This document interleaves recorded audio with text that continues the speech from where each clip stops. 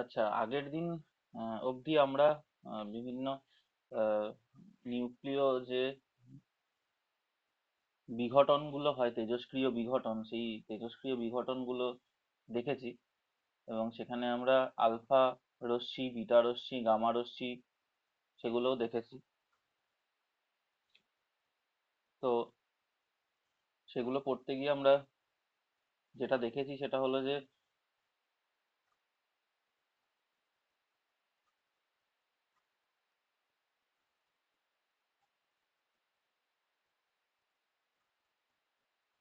Alpha রশ্মি,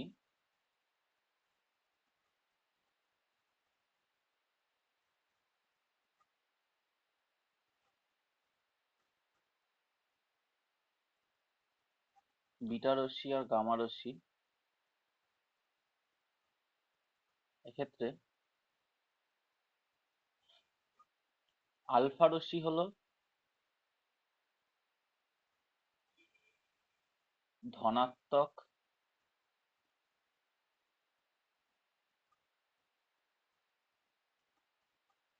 আধানযুক্ত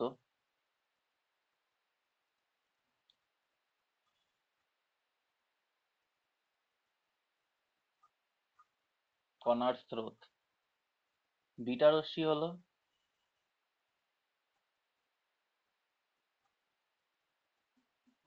ঋণাত্মক আধানযুক্ত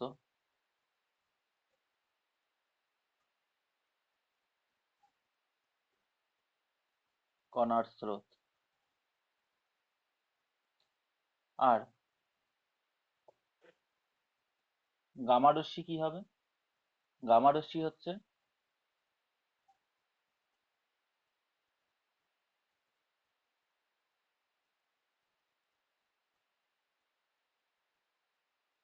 এক ধরনের তড়িৎ চুম্বকীয় তরঙ্গ। এবং আলো চ্যাপ্টার থেকে আমরা জানি যে গামা রশ্মি এমন একটা তড়িৎ চুম্বকীয় তরঙ্গ যার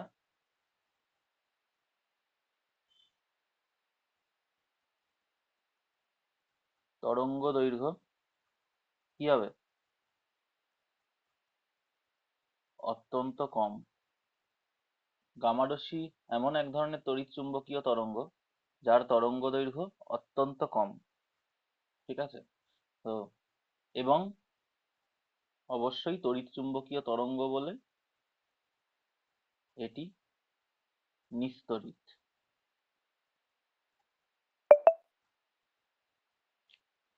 এটি নিস্তড়িত। এর কোনো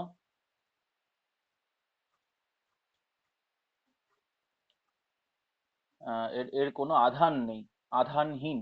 গামা রশ্মি হচ্ছে আধানহীন। আলফা রশ্মি ধনাত্মক আধানযুক্ত, বিটা রশ্মি ঋণাত্মক আধানযুক্ত, কিন্তু গামা রশ্মি হচ্ছে আধানহীন।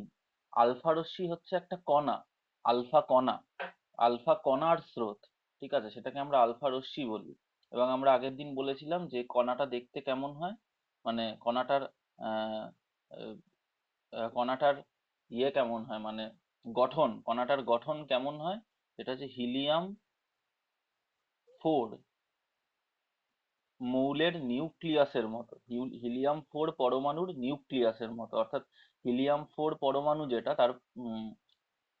তার নিউক্লিয়াসে দুটো প্রোটন দুটো নিউট্রন থাকবে, কিন্তু ইলেকট্রন থাকবে না, কারণ দুটো হিলিয়ামের দুটো ইলেকট্রন, সেই দুটো ইলেকট্রনকে যদি আমরা বার করে দিই তাহলে আমরা হিলিয়াম 2+ পাবো। তাহলে হিলিয়াম 4 পরমাণুর নিউক্লিয়াসের মতো, মানে এটাকে বাংলায় লিখলে হচ্ছে হিলিয়াম 4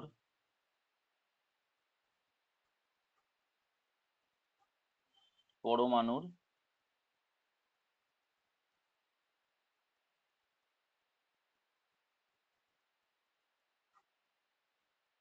নিউক্লিয়াসের ন্যায়। ঠিক আছে? আর যেটাকে চিহ্ন দিয়ে লিখলে হিলিয়াম 4 2+।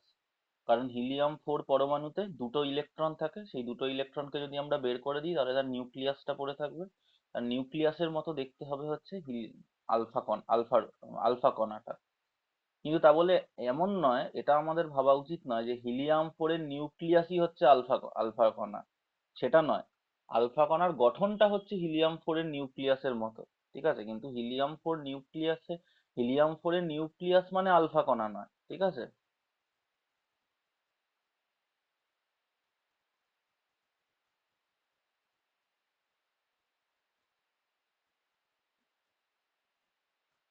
হিলিয়াম 4 এর নিউক্লিয়াস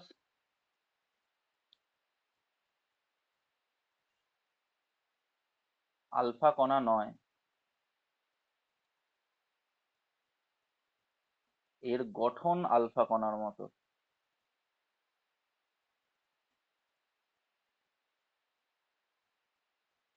ঠিক আছে, হিলিয়াম 4 এর নিউক্লিয়াস আলফা কণা নয়, ওর গঠন হচ্ছে আলফা কণার মতো। ঠিক আছে,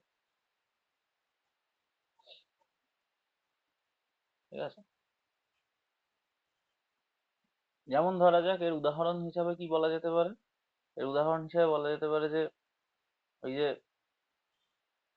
এই আমাদের পাড়ায় আসে না ডুগডুগি বাজিয়ে, ঠিক আছে, খেলা দেখাতে, ঠিক আছে, মানে তার গঠনটা আয়ুষের মতো, ঠিক আছে, কিন্তু সেটা আয়ুষ না, ঠিক আছে, মানে গঠনটা আয়ুষের মতো, ঠিক আছে। তা বলে কি ওটা আয়ুষ? ওটা মোটেই আয়ুষ না, ঠিক আছে। আয়ুষ তো অনলাইন ক্লাস করে, ও কি করে? ঠিক আছে, ও করে না, ঠিক আছে, কিন্তু ওর গঠনটা আয়ুষের মতো। তো এটাই হচ্ছে মানে পার্থক্য, বুঝেছিস? আমাকে একটু ছুটি দেবেন? ঠিক আছে, ওর গঠনটা হচ্ছে মানে গঠনটা সেম, জিনিসটা সেম না, এটাই হচ্ছে পার্থক্য। আর বিটা রশ্মি কি? বিটা রশ্মি হচ্ছে এর গঠন হচ্ছে এক্স্যাক্টলি ইলেকট্রন, এটা হচ্ছে মানে পুরো এটা হচ্ছে ইলেকট্রন।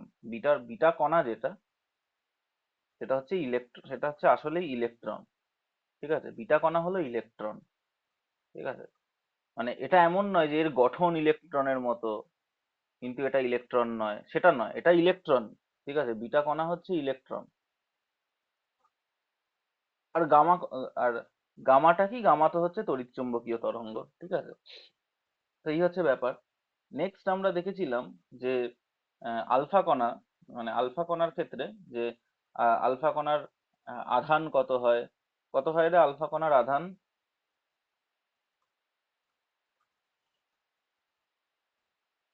আলফা কণার আধান কত হয়? হয়তো +2 একক। +2 একক নয়, আমরা বলবো যে একটা প্রোটনের আধানের দ্বিগুণ। আলফা কণার আধান হচ্ছে একটা প্রোটনের আধানের দ্বিগুণ, ঠিক আছে। এবার একটা প্রোটনের আধানকে যদি আমরা 1 একক বলি, তাহলে আলফা কণার আধান হচ্ছে 2 একক, ঠিক আছে। কিন্তু নর্মালি একটা আলফা কণার আধান হচ্ছে প্রোটনের আধানের দ্বিগুণ। তার কারণ কি? কারণ এই যে দেখ, হিলিয়াম 4 এর যে নিউক্লিয়াসটা রয়েছে, সেখান থেকে আমরা দুটো প্রোটন বার করে দিয়েছি। তাহলে এখন এই হিলিয়াম 4 এর আধান কত? সেটা হচ্ছে +2, এবং +2 মানে +2 প্রোটনের চার্জ, ঠিক আছে। সেই জন্য আলফা কণার আধানও হচ্ছে +2 ইন্টু প্রোটনের চার্জ, ঠিক আছে। তাহলে একটা প্রোটনের কত আধান হয়? একটা প্রোটনের আধান হয় হচ্ছে 1.6 ইন্টু 10⁻⁻19 কুলম্ব। তাহলে আলফা কণার আধান কত হয়ে যাবে? +3.2, মানে 1.6 কে 2 দিয়ে গুণ করলে 3.2 ইন্টু 10⁻⁻19 কুলম্ব, ঠিক আছে। আর একটা বিটা কণার আধান কি হয়ে যাবে? বিটা কণার আধান হয়ে যাবে এক্স্যাক্টলি একটা ইলেকট্রনের আধান। সেটা কত? -1.6 ইন্টু 10⁻⁻19 কুলম্ব। নেক্সট যদি আমরা বলি একটা আলফা কণার ভর কত হতে পারে, সেটা অ্যাপ্রক্সিমেটলি আমরা বলতে পারি, এক্স্যাক্টলি নয়, অ্যাপ্রক্সিমেটলি 4টে প্রোটনের ভরের সমান। মোটামুটি 4টে প্রোটনের ভরের সমান হবে হচ্ছে একটা আলফা কণার ভর, ঠিক আছে। কিন্তু একটা বিটা কণার ভর কত হবে? সেটা হবে এক্স্যাক্টলি ইকুয়াল টু একটা ইলেকট্রনের ভর, এবং সেই ভরটা আমরা জানি কত হয়, 9.1 ইন্টু 10⁻31 কেজি। আর একটা প্রোটনের ভর কত হয়? কত হয় জানো? 1.67 কিছু একটা হয়, মনে আছে তোদের? ইন্টু 10⁻⁻27 কেজি, এরকম কিছু একটা হয়, মনে আছে সংখ্যাটা তোদের? ওই আয়ুষের ভরের থেকে সামান্যই কম হয়।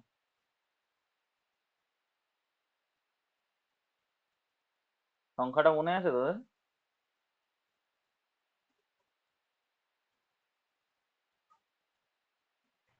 আমার এক্স্যাক্টলি মনে নেই। 9.11 into 10 to the power না না minus 28 gram. না না না, ওটা তো ওটা তো 9 কোনটার 1 ভর বলছি? প্রোটনের ভর,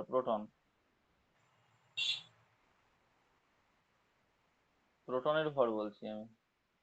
তাহলে 1.6725 into 10 to the power minus 24 হ্যাঁ হ্যাঁ, gram. ওটাই আমি চাইছিলাম। তাহলে 4 into 1.67 অব্দি আমার মনে আছে, তারপর 25 into 10 to the power minus 27,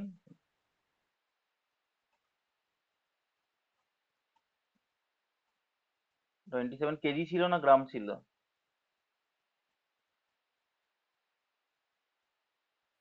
KG হবে, কেজি। কেজি, হ্যাঁ ওটাই। তাহলে এটা হচ্ছে একটা আলফা কণার ভর হয়ে যাবে এটা 4 গুণ 1.6725 into 10 to the power minus 27 KG. ঠিক আছে? আর বিটা কণার ভর হয়ে যাবে এক্স্যাক্টলি ইলেকট্রনের ভরের সমান, অর্থাৎ 9.1 into 10 to the power minus 31 KG. আর গামার ক্ষেত্রে যদি আমরা বলি যে গামা গামার চার্জ কত, আমরা বলবো 0। গামার ভর কত, আমরা বলবো 0। ঠিক আছে? আমাদের মাথায় রাখা উচিত এই যে ভরটা আমরা 0 লিখছি, এটাকে অ্যাকচুয়ালি বলা হয় স্থির ভর, বা ইংরেজিতে বলে রেস্ট মাস। সেটা 0 হয়, মানে সোজা কথা হচ্ছে গামা কণাটা যেটা, মানে গামা তো আসলে কোনো কণা নয়, গামা আসলে কি তড়িৎ চুম্বকীয় তরঙ্গ। ঠিক আছে? কিন্তু আমরা এটাও জানি যে সমস্ত তরঙ্গই, মানে আমরা জানি, মানে তোরা জানিস কিনা জানি না, ঠিক আছে, মানে জেনে রাখ না জানলে, সেটা হচ্ছে সমস্ত তরঙ্গকেই কণা হিসাবে বলা যেতে পারে, আবার সমস্ত কণাকেই তরঙ্গ হিসাবে বলা যেতে পারে। মানে একজন সায়েন্টিস্ট ছিল যার নাম হচ্ছে ডিপ ব্রগলি। ঠিক আছে?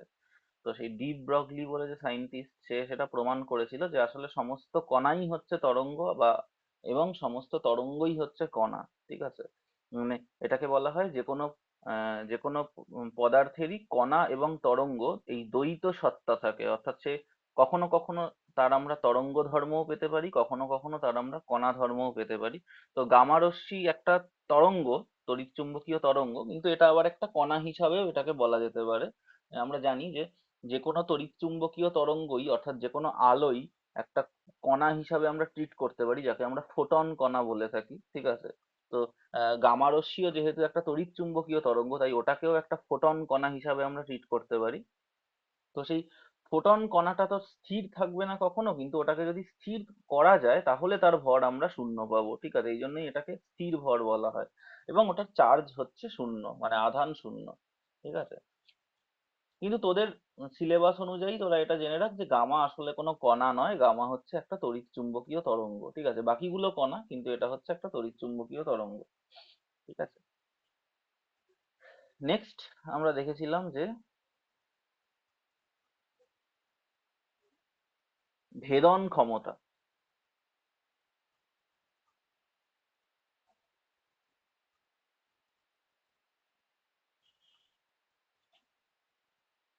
ভেদন ক্ষমতা আমরা দেখেছিলাম। ভেদন ক্ষমতা মানে কি? ভেদন ক্ষমতা মানে হচ্ছে, ধরা যাক আমার কাছে একটা এরকম একটা অবস্টাকেল রয়েছে, একটা বাধা রয়েছে সামনে।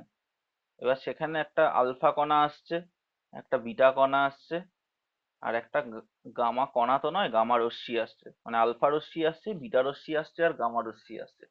এবার এই অবস্টাকেলটাকে আলফা রশ্মি ভেদ করতে পারবে কিনা, যদি ভেদ করতে পারে আমরা বলবো আলফা রশ্মি ভেদন ক্ষমতা আছে। যদি বিটা রশ্মি ভেদ করতে পারে তাহলে বলবো ওর ভেদন ক্ষমতা ভালো। যদি গামা রশ্মি ভেদ করতে পারে,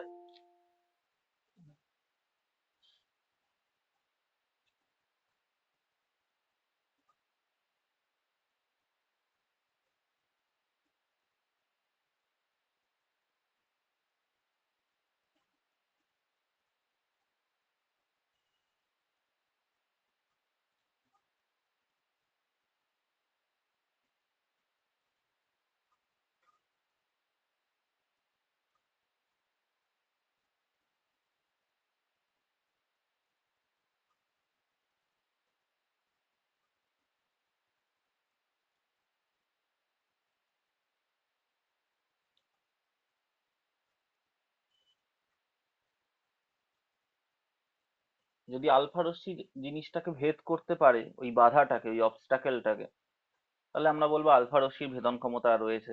যদি বিটা রশ্মি ওটাকে ভেদ করে যেতে পারে, তাহলে আমরা বলবো বিটা রশ্মির ভেদন ক্ষমতা রয়েছে। যদি গামা রশ্মি ভেদ করে যেতে পারে, তাহলে আমরা বলবো গামা রশ্মির ভেদন ক্ষমতা রয়েছে। তো ভেদ করার, কোনো জিনিসকে ভেদ করে যাওয়ার ক্ষমতাকেই আমরা ভেদন ক্ষমতা বলি।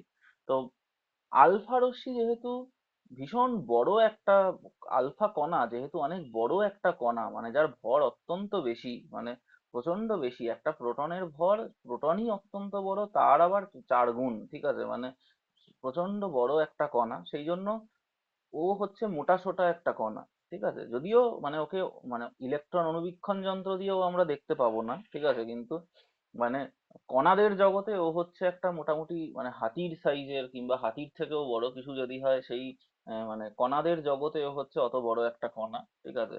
তো সুতরাং ও কোনো জিনিসকে চট করে গলে যেতে পারবে না কোনো কিছুর মধ্যে দিয়ে, ঠিক আছে, ও আটকে যাবে যেতে গেলে। তো ওর ভেদন ক্ষমতা অত্যন্ত কম।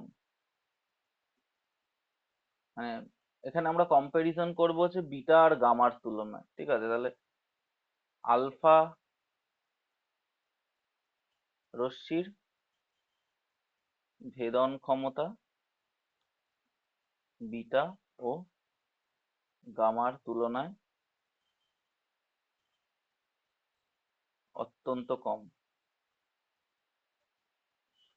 বলেছিলাম যে একটা বইয়ের পৃষ্ঠাও যদি থাকে, মানে অ্যালুমিনিয়ামের ফয়েল, একটা যদি পাতলা অ্যালুমিনিয়ামের ফয়েলও রাখা হয়, আলফা রশ্মির ভেদন ক্ষমতা এতটাই কম যে ওটা ওটাকেও ভেদ করতে পারে না, ঠিক আছে, মানে ওখানেও আটকে যাবে, ঠিক আছে। কিন্তু বিটা রশ্মির ভেদন ক্ষমতা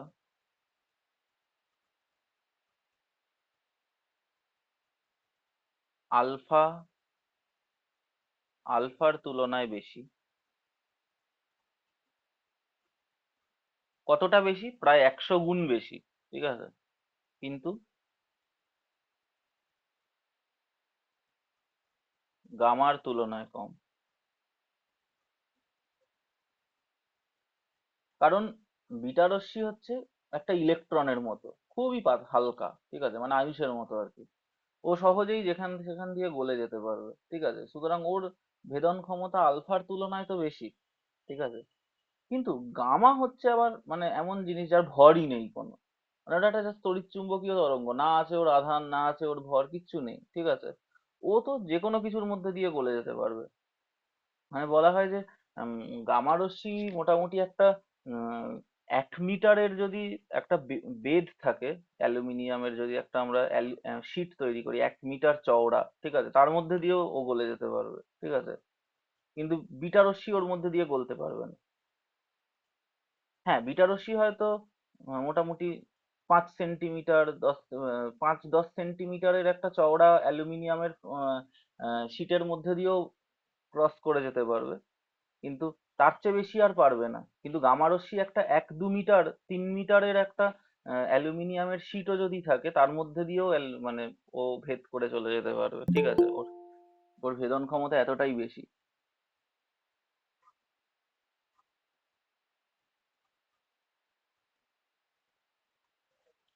ওর ভেদন ক্ষমতা এতটাই বেশি। আর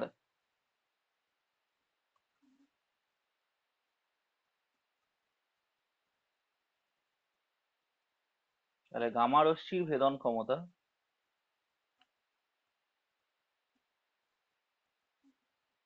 আলফা ও বিটার তুলনায় অত্যন্ত বেশি। এবং কতটা বেশি? বিটার তুলনায় কতটা বেশি? 100 গুণ বেশি। এবং এটাকে বলা হয় যে ভেদন ক্ষমতার যদি আমরা অনুপাত বের করি, তাহলে আলফা রশ্মির ভেদন ক্ষমতা যদি 1 হয়, বিটা রশ্মির ভেদন ক্ষমতা হয়ে যাবে 100, আর গামা রশ্মির ভেদন ক্ষমতা হয়ে যাবে 10,000। মানে এটা এটার থেকে 100 গুণ বেশি, আবার এটা এটার থেকে 100 গুণ বেশি। এটা হচ্ছে ভেদন ক্ষমতা, ভেদন ক্ষমতার অনুপাত এটা, ঠিক আছে। আর নেক্সট জিনিস হচ্ছে যে ধরা যাক আলফা আলফা কণা যাচ্ছে একটা গ্যাসের মধ্যে দিয়ে, মানে বাতাসের মধ্যে দিয়ে আলফা কণা প্রবাহিত হচ্ছে। এবার ও যেতে যেতে দেখবে যে বাতাসের বিভিন্ন পরমাণুগুলো রয়েছে, তাদের বিভিন্ন ইলেকট্রনগুলো রয়েছে। আর আলফা কণা এতটাই ভারী একটা কণা, এতটাই বড় সড়ো চওড়া, মানে কণাদের জগতে ওর আকার এতটাই বেশি, এতটাই বড়, যে ও যখন যাবে তখন ও ধাক্কা মারতে মারতে যেতে যেতে এই একটা ইলেকট্রনকে বের করে দেবে। আবার একটা পরমাণু, তাদের কিছু ইলেকট্রন রয়েছে, ও আবার ধাক্কা মেরে তার একটা ইলেকট্রনকে বার করে দেবে। ঠিক আছে, এরকম ভাবে ইলেকট্রনকে বার করতে করতে ও যাবে। এটাকে কি বলা হয়? গ্যাসকে আয়নিত করা।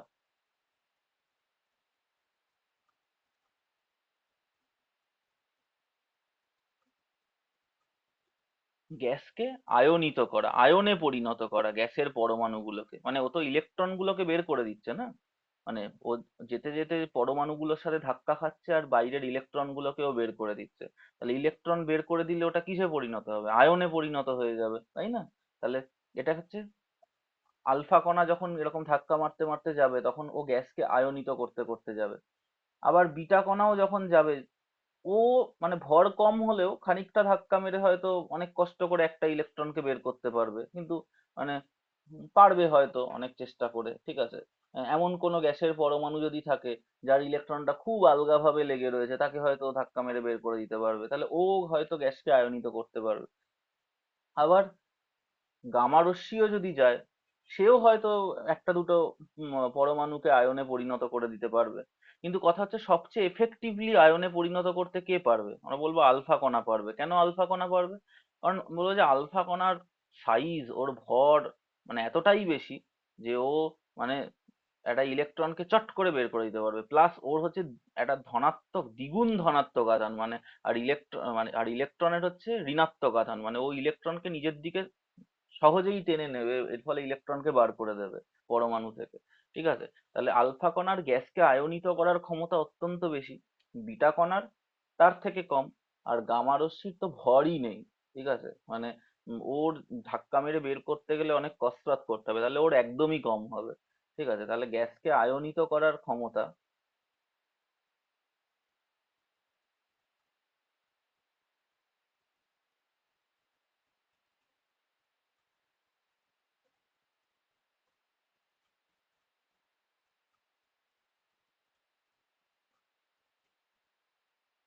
গ্যাসকে আয়নিত করার ক্ষমতা আলফা রশ্মির সর্বাধিক। ও সবচেয়ে বেশি আয়নিত করতে পারবে গ্যাসকে। ঠিক আছে, আর বিটা রশ্মি,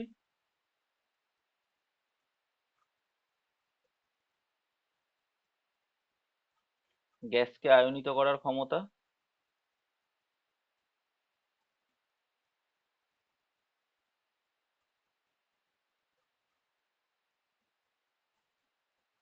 আলফার তুলনায় কম,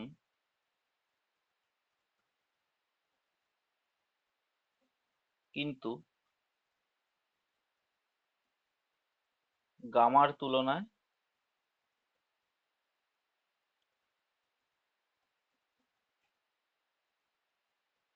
বেশি।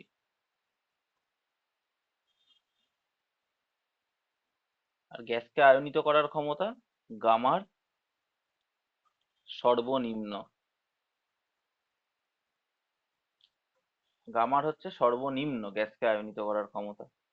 এবং আমরা যদি বলি যে এর অনুপাত কত হতে পারে, আমরা বলবো গামার যদি গ্যাসকে আয়নিত করার ক্ষমতা 1 হয়, বিটার গ্যাসকে আয়নিত করার ক্ষমতা 100 গুণ বেশি হবে, অর্থাৎ 100 হবে।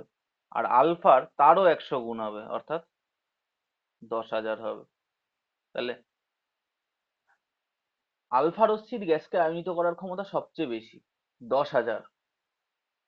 বিটার গ্যাসকে আয়নিত করার ক্ষমতা আলফার থেকে কম কিন্তু গামার থেকে বেশি, 100। আর গামার সবচেয়ে কম, 1। ঠিক আছে, এই হচ্ছে ওদের গ্যাসকে আয়নিত করার ক্ষমতার অনুপাত। হলো। নেক্সট আমরা কি দেখেছিলাম? নেক্সট আমরা দেখেছিলাম যদি আলফা বিঘটন হয়, কোনো পরমাণুর নিউক্লিয়াস থেকে যদি আলফা বিঘটন হয় এবং সেই পরমাণুটা যদি এরকম দেখতে হয় XAZ, সেখান থেকে যদি আলফা বেরিয়ে যায়, তাহলে আমরা একটা নতুন মৌলের নিউক্লিয়াস পাই, যার ভর সংখ্যা 4 কমে আর পারমাণবিক সংখ্যা 2 কমে। কেন? কারণ আলফা বেরোচ্ছে মানে এই হিলিয়াম 4 এর নিউক্লিয়াসের গঠনযুক্ত কিছু একটা বেরোচ্ছে। হিলিয়াম 4 এর নিউক্লিয়াসে প্রোটন কতগুলো থাকে? হিলিয়ামের যদি আমরা লিখি তাহলে 4 2, তাহলে হিলিয়াম 4 এর নিউক্লিয়াসে প্রোটন কতগুলো থাকে? 2টো প্রোটন থাকে, তাই না? হিলিয়াম 4 এর নিউক্লিয়াসে প্রোটন সংখ্যা হচ্ছে 2, আর হিলিয়াম 4 এর ভর সংখ্যা হচ্ছে 4। তাহলে হিলিয়াম 4 এর গঠনযুক্ত যদি কিছু একটা বেরিয়ে যায় ওর নিউক্লিয়াস থেকে, তার মানে পারমাণবিক সংখ্যা 2 কমে যাবে আর ভর সংখ্যা 4 কমে যাবে। ঠিক আছে, সেই কারণে এক্স মৌলের নিউক্লিয়াস থেকে যদি আলফা কণা বেরিয়ে যায়, তাহলে ওর ভর সংখ্যা 4 কমবে, A-4 হয়ে যাবে, আর পারমাণবিক ক্রমাঙ্ক 2 কমে যাবে, পরমাণু ক্রমাঙ্ক 2 কমে যাবে, Z-2 হয়ে যাবে। আর কি পাবো? আমরা একটা আলফা কণা পাবো। নেক্সট আমরা পড়েছিলাম হচ্ছে বিটা বিঘটন। বিটা ডিকে, কোন একটা মৌলের নিউক্লিয়াসের গঠন যদি XAZ হয়, সেখান থেকে যদি বিটা বিঘটন হয়, তাহলে কি হবে? বিটা যদি বেরোয়, বিটার গঠন কিরকম হয়? একটা ইলেকট্রনের মতো হয়। বিটার গঠন হচ্ছে এক্স্যাক্টলি একটা ইলেকট্রনের মতো। তো বিটা বিঘটনটা হওয়ার আগে আমাদের দেখতে হবে যে বিটা বিঘটন কখন হয়। আমরা বলেছিলাম, যদি যদি কোনো মৌলের পরমাণুর নিউক্লিয়াসের মধ্যে একটা নিউট্রন একটা প্রোটনে পরিণত হয়। যদি কোনো মৌলের পরমাণুর নিউক্লিয়াসের মধ্যে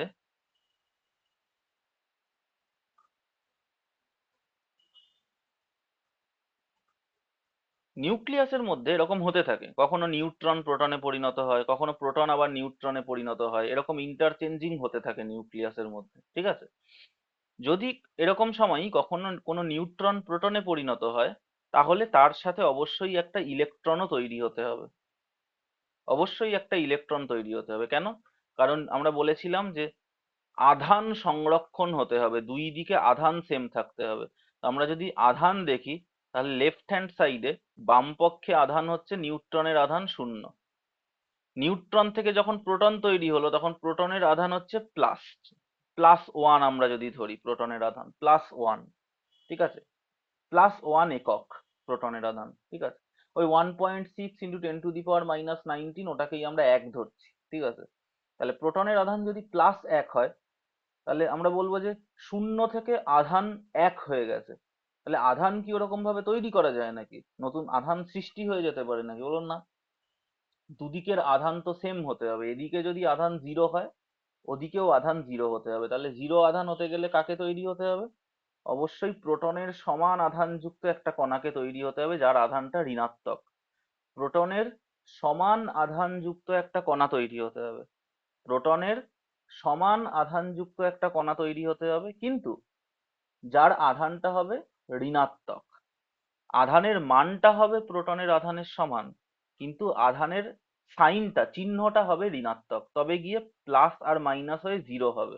ঠিক আছে, তাহলে এরকম কি আছে যার আধানের মানটা প্রোটনের সমান কিন্তু চিহ্নটা ঋণাত্মক? আমরা বলবো সেটা হচ্ছে ইলেকট্রন। ইলেকট্রনের আধানের মান প্রোটনের আধানের সমান কত?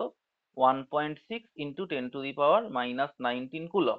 কিন্তু প্রোটনে চিহ্নটা হয় প্লাস আর ইলেকট্রনে চিহ্নটা হয়ে যায় মাইনাস। তাহলে এক্ষেত্রে আমাদের বাম পক্ষেও মোট আর ডান পক্ষেও মোট আধান হয়ে গেল 0। এবার আমরা বলতে পারি তাহলে বাম পক্ষের আধান সমান সমান ডান পক্ষের আধান হয়ে গেছে। তাহলে এবার আমার ঠিক, অর্থাৎ নিউক্লিয়াসের মধ্যে যখন একটা নিউট্রন একটা প্রোটনে পরিণত হবে, এটাকে আমরা লিখতে পারি যে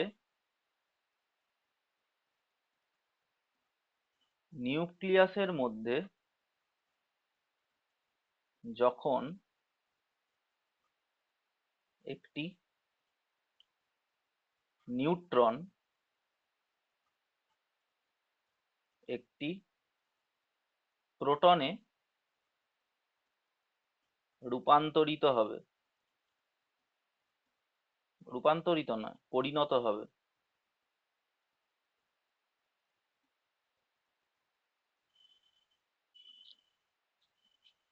আচ্ছা, আমি রূপান্তরিত না লিখে পরিণত কেন লিখলাম বলতে পারবি?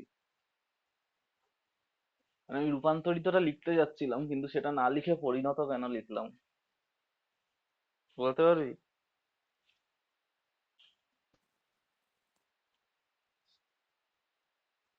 হুম? মানে রূপান্তরিতটা লিখলে কি মানে কি ভুল হতো নাকি মানে কি হতো? মানে ওটা না লিখে আমি পরিণত কেন লিখলাম? আয়ুষ বলবে রূপান্তরিতটা বড়, সেই জন্য ওটা না লিখে পরিণত লিখেছে, কিন্তু সেটা কারণ নয়। স্যার আমি চুপচাপ আছি, ভাবার চেষ্টা করছি। হ্যাঁ, তো কেন মানে রূপান্তরিতটা না লিখে পরিণত কেন লিখলাম? মানে রূপান্তরিত লিখলে কি ক্ষতি হতো বল দেখি ভেবে।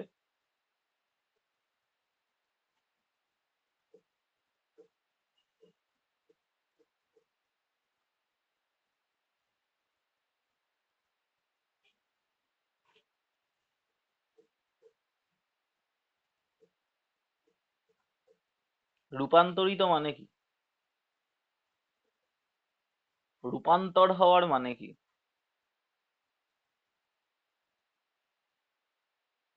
হুম?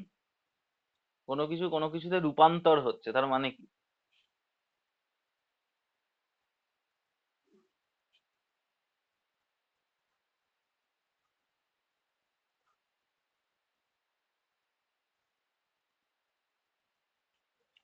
রূপান্তর মানে হলো যে কোনো জিনিস যখন অন্য কোনো জিনিসে রূপান্তর হয় তার মানে হলো সে নিজের এক রূপ থেকে অন্য রূপে পরিণত হচ্ছে।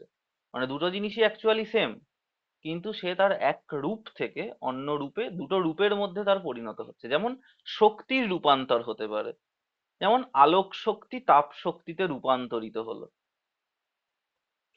কারণ শক্তির একটা রূপ হচ্ছে আলো, আবার শক্তির একটা রূপ হচ্ছে তাপ। তাহলে শক্তি যখন আলো থেকে তাপে পরিণত হয় সেটাকে আমরা বলতে পারি রূপান্তরিত হলো। কেন? কারণ ও নিজের এক তাপে, মানে শক্তিরই একটা রূপ ছিল আলো, আবার আরেকটা রূপ তাপ, সেই জন্য এক রূপ থেকে আরেক রূপে ও পরিণত হলো। তো এটাকে আমরা বলতে পারি রূপান্তর। ঠিক আছে, নিজের মানে সেম রূপের মধ্যে, মানে নিজেরই দুটো রূপ, আলাদা আলাদা ভিন্ন রূপ, তার মধ্যে রূপান্তরিত হলো। ঠিক আছে, কিন্তু পরিণত হওয়া মানে কি? পরিণত হওয়া মানে চেঞ্জ হওয়া। তা যে আমাদের ভাবতে হবে যে আহ, এই যে নিউট্রন, এই যে নিউট্রন, সেই নিউট্রনের কি একটা রূপ প্রোটন? নিউট্রন আর প্রোটন কি দুটো আলাদা, মানে একই জিনিসের দুটো ভিন্ন রূপ? আর বলবো না, নিউট্রন সম্পূর্ণ আলাদা, প্রোটন সম্পূর্ণ আলাদা। সুতরাং নিউট্রন প্রোটনে পরিণত হতে পারে, রূপান্তরিত হতে পারে না। রূপান্তরিত হওয়া মানে কোনো জিনিস একটা রূপ থেকে অন্য রূপে চেঞ্জ হলো। কিন্তু নিউট্রন আর প্রোটন তো এমন কোনো জিনিসের দুটো আলাদা রূপ নয় না, মানে দুটো সম্পূর্ণ পৃথক জিনিস। তাহলে সেক্ষেত্রে পরিণত হবে, রূপান্তরিত হবে না। ঠিক আছে, মানে এরকম, মানে যখন পড়াশুনো করতে হবে মানে এরকম মানে সূক্ষ্মভাবে বিচার করে পড়াশুনো করতে হবে। মানে জিনিস দুটো সেম লাগছে, হ্যাঁ রূপান্তরিত পরিণত, ঠিক আছে, যে কোনো একটা বসিয়ে দিলাম ওরকম ভাবে, মানে নাম্বার দিয়ে দেবে মানে সেটা বড় কথা নয়, কিন্তু সবসময় কি নাম্বার পাওয়াটাই বড় কথা হয়? ঠিক আছে,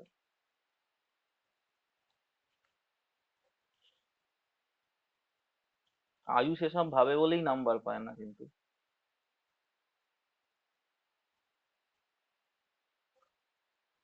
ঠিক আছে, মানে আয়ুষ যখন মানুষে পরিণত হবে তখন কি ও রূপান্তরিত হবে না পরিণত হবে?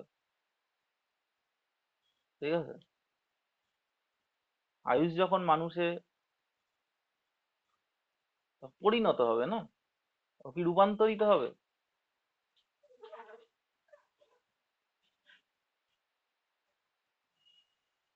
ঠিক আছে? নিউক্লিয়াসের মধ্যে যখন একটি নিউট্রন একটি প্রোটনে পরিণত হয় তখন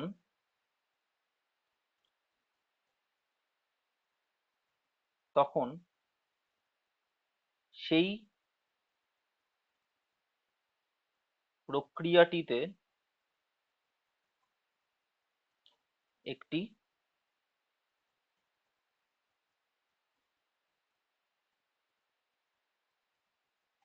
ইলেকট্রনের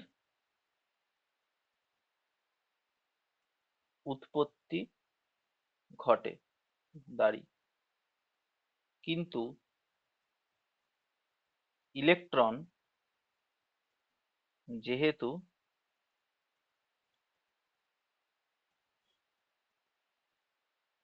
নিউক্লিয়াসের ভেতর থাকতে পারে না,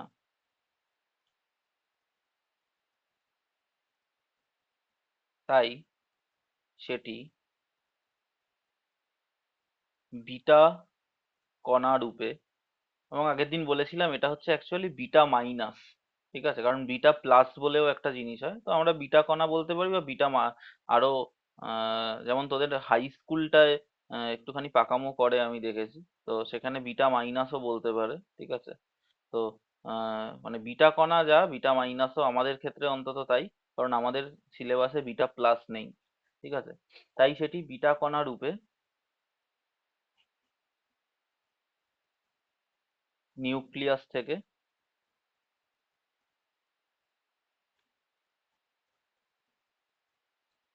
নির্গত হয়, ঠিক আছে? তাহলে আমরা কি দেখলাম যে বিটা বিঘটন কখন ঘটে? বিটা বিঘটন কখন ঘটে? বাহ, সুন্দর ছন্দ আছে। বিটা বিঘটন কখন ঘটে? ঠিক আছে, যখন একটা নিউট্রন নিউক্লিয়াসের মধ্যে একটা প্রোটনে পরিণত হয়। তাহলে নিউট্রন যদি প্রোটনে পরিণত হয় তাহলে দেখ জেড কি হবে বলতো? জেড মানে কি? জেড মানে হচ্ছে প্রোটন সংখ্যা। তাহলে নিউট্রন যদি প্রোটনে পরিণত হয় তাহলে জেড এক বেড়ে যাবে, তাই না? তাহলে নতুন মৌল তৈরি হয়, নতুন মৌলের পরমাণু তৈরি, নতুন মৌল তৈরি হবে। জেড চেঞ্জ হয়ে যাওয়া মানে নতুন মৌল তৈরি হওয়া। তাহলে জেড চেঞ্জ হয়ে যাচ্ছে মানে নতুন মৌল তৈরি হলো, এবং জেড কি হলো? এক বেড়ে গেল। আবার বলছি, আমাদের সাধারণ ধারণা থাকতে পারে কোনো কিছু বেরিয়ে যাচ্ছে মানে কমে যাচ্ছে, কিন্তু ওসব ভাবলে চলবে না, ঠিক আছে? এখানে বিটা বেরিয়ে যাচ্ছে কিন্তু পারমাণবিক সংখ্যা কিন্তু এক বেড়ে যাচ্ছে। নেক্সট হচ্ছে ভর সংখ্যার কি পরিবর্তন হবে? ভর সংখ্যার কি কোনো পরিবর্তন হবে? আমরা বলবো না, ভর সংখ্যা সেম থাকবে। ভর সংখ্যার কোনো পরিবর্তন হবে না। কেন ভর সংখ্যার কোনো পরিবর্তন হবে না? কারণ একটা নিউট্রন একটা প্রোটনে পরিণত হয়েছে। আর ভর সংখ্যা মানে কি? নিউট্রন সংখ্যা যোগ প্রোটন সংখ্যা। তাহলে নিউট্রন একটা কমে গেছে কিন্তু প্রোটন তো একটা বেড়ে গেছে, তাই না? তাহলে এখনো n প্লাস জেডই রয়েছে, ঠিক আছে? অর্থাৎ ভর সংখ্যা এখনো চেঞ্জ হয়নি, ভর সংখ্যা সেম রয়েছে, প্লাস একটা বিটা পাবো আমরা, ঠিক আছে? আর থার্ড হচ্ছে গামা বিঘটন। গামা বিঘটন যখন ঘটবে, গামা রশ্মি নিস্তড়িত ও ভরহীন। গামা রশ্মি হচ্ছে নিস্তড়িত ও ভরহীন, ঠিক আছে? তাহলে যখন গামা বিঘটন ঘটবে, গামা বিঘটন হবে, তখন ধরা যাক একটা মৌল, তার নিউক্লিয়াসের স্ট্রাকচারটা হচ্ছে XAZ। সেখান থেকে যখন গামা বিঘটন হবে তখন না তো কোনো প্রোটন সংখ্যা চেঞ্জ হচ্ছে, না কোনো নিউট্রন সংখ্যা চেঞ্জ হচ্ছে, কিছুই চেঞ্জ হচ্ছে না। তাহলে কি হবে? সেম মৌলই পাবো আমরা, প্লাস গামা পাবো। কিন্তু সমস্যা হচ্ছে যে তাহলে যখন কোনো কিছুই চেঞ্জ হচ্ছে না তাহলে গামা রশ্মিটা বেরোচ্ছে কেন? আগে আমরা দেখলাম যে এখান থেকে এটা এইরকম ভাবে চেঞ্জ হয়ে গেল ফলে আলফা বেরোলো, তারপর আমরা দেখলাম এটা এরকম ভাবে চেঞ্জ হলো ফলে বিটা বেরোলো, কিছু একটা চেঞ্জ হচ্ছিল যার ফলে এই কণাগুলোকে আমরা পাচ্ছিলাম। কিন্তু এখানে কোনো কিছুই চেঞ্জ হলো না, কিন্তু তবুও আমরা গামা কেন পেলাম? ঠিক আছে, হ্যাঁ, এটা ঠিক যে এখানে মৌলের মানে নিউক্লিয়াসের পরমাণুর নিউক্লিয়াসের গঠনের তো কোনো পরিবর্তন হবে না, কিন্তু কিছু না কিছু পরিবর্তন তো হবেই যার ফলে গামাটা বেরোবে। কি পরিবর্তন হবে? ধরা যাক এই যে মৌলটা, তার মাথায় আমি একটু স্টার দিয়ে দিলাম, ঠিক আছে? এর মানে হচ্ছে এটা হচ্ছে উচ্চ শক্তি স্তর। উচ্চ শক্তি স্তরের নিউক্লিয়াস। বিভিন্ন নিউক্লিয়াস বা বিভিন্ন নিউক্লিয়াস যেগুলো হয় সেগুলোর বিভিন্ন শক্তি স্তর হয়, ঠিক আছে? বিভিন্ন নিউক্লিয়াসের বিভিন্ন শক্তি স্তর হয়।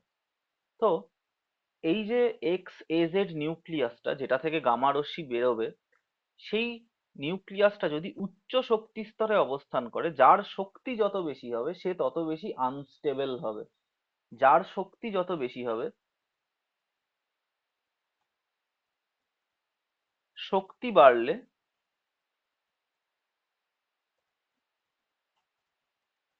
অস্থিরতা বাড়ে। শক্তি যত বাড়বে তত তার অস্থিরতা বাড়বে। তার মানে এই যে এক্স স্টার মৌলটা এক্স স্টার নিউক্লিয়াসটা ছিল, এটা উচ্চ শক্তি স্তরের নিউক্লিয়াস ছিল, তার মানে এর শক্তি বেশি, তার মানে এর অস্থিরতা বেশি। কিন্তু প্রকৃতিতে জিনিসপত্র চায় সুস্থির হতে, অস্থির থাকতে চায় না। তাহলে সে যদি সুস্থির হতে চায় সে কি করবে? তার কিছু শক্তি সে গামা রশ্মি রূপে বের করে দেবে। তার কিছু শক্তি সে গামা রশ্মি রূপে বের করে দেবে এবং সে নিজে নিম্ন শক্তি স্তরে নেমে আসবে, বা সর্বনিম্ন শক্তি স্তরে নেমে আসবে। কেন সর্বনিম্ন শক্তি স্তরে নেমে আসা মানেই হচ্ছে ও সবচেয়ে সুস্থির হয়ে যাবে?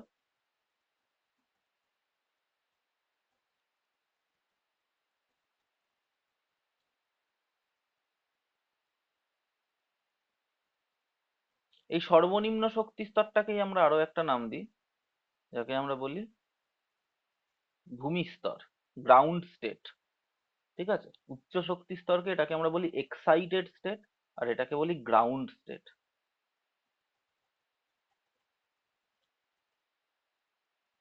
এক্সাইটেড বানান কি রে, ভুলভাল লিখছি? এটাই তো নাকি রে? হ্যাঁ স্যার, হ্যাঁ।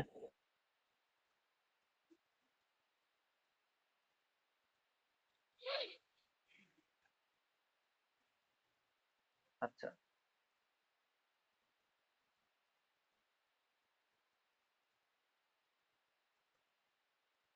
যেমন আলফা বিঘটনের একটা উদাহরণ দেওয়া যেতে পারে। ধরা যাক ইউরেনিয়াম 238 92, সেখান থেকে আলফা বিঘটন হলো, তাহলে কিছু একটা তৈরি হবে, প্লাস আলফা কণা আমরা পাবো। তো যেটা তৈরি হবে তার ভর সংখ্যা কত হবে? 4 কমে যাবে, মানে ভর সংখ্যা হয়ে যাবে 234।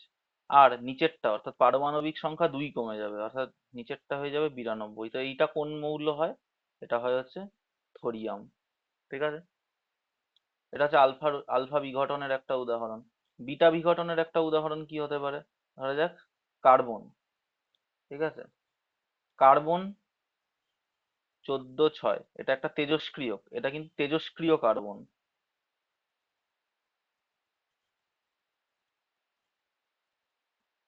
এটা হচ্ছে তেজস্ক্রিয় কার্বন। ঠিক আছে? কার্বনও তেজস্ক্রিয় হয়, হ্যাঁ কার্বনও তেজস্ক্রিয় হয়। ঠিক আছে? তাহলে এটা তেজস্ক্রিয় কার্বন। এটা থেকে যদি একটা বিটা বিঘটন হয় তাহলে আমরা একটা বিটা কণা তো পাবোই।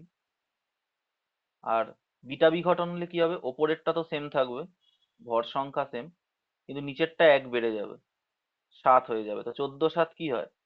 নাইট্রোজেন। ঠিক আছে? এটা হচ্ছে সাধারণ নাইট্রোজেন।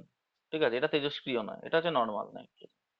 তাহলে কার্বন থেকে একটা বিটা বিঘটন হলে আমরা নাইট্রোজেন 14 7 পাবো। ঠিক আছে? আর গামা বিঘটন হলে আমরা কি দেখলাম? গামা বিঘটন হলে আমরা দেখলাম হচ্ছে পরমাণুর ভর সংখ্যা এবং পারমাণবিক সংখ্যা দুটোই অপরিবর্তিত থাকে। গামা বিঘটন হলে ভর সংখ্যা এবং পারমাণবিক সংখ্যা এ আর জেড দুটোই অপরিবর্তিত থাকে। ঠিক আছে? এবার হচ্ছে নেক্সট আমরা যে জিনিসটা পড়বো তাকে বলা হয় ভর ত্রুটি বা ভর বিচ্যুতি।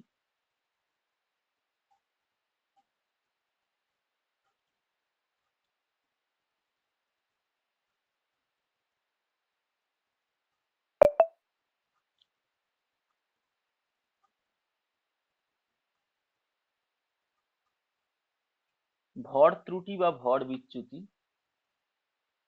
মানে এই ত্রুটি বিচ্যুতি একই কথা।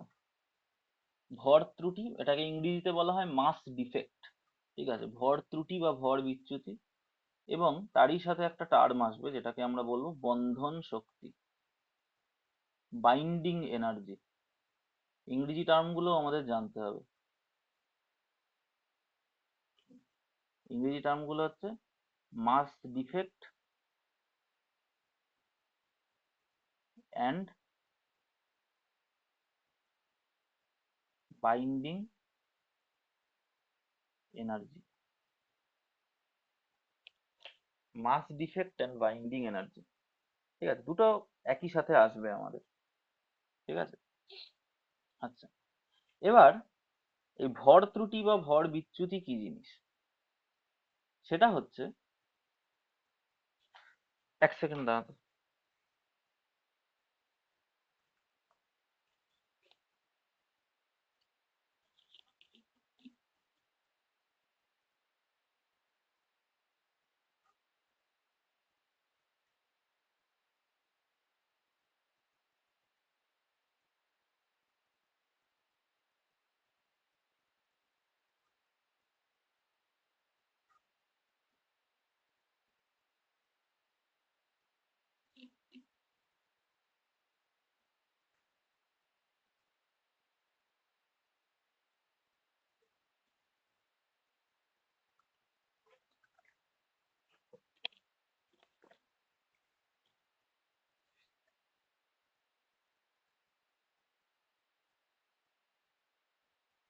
আচ্ছা, ভর ত্রুটি এবং বন্ধন শক্তি। আচ্ছা, ভর ত্রুটি কি জিনিস? ধরা যাক আমার কাছে একটা কণা রয়েছে যার ভর হচ্ছে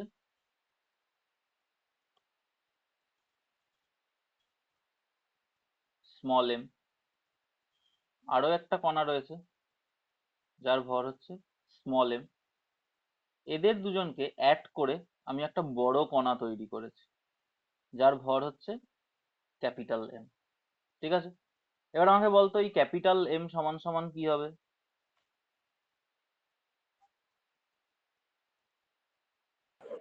ওই যে small M plus small M. 2m, তাই তো?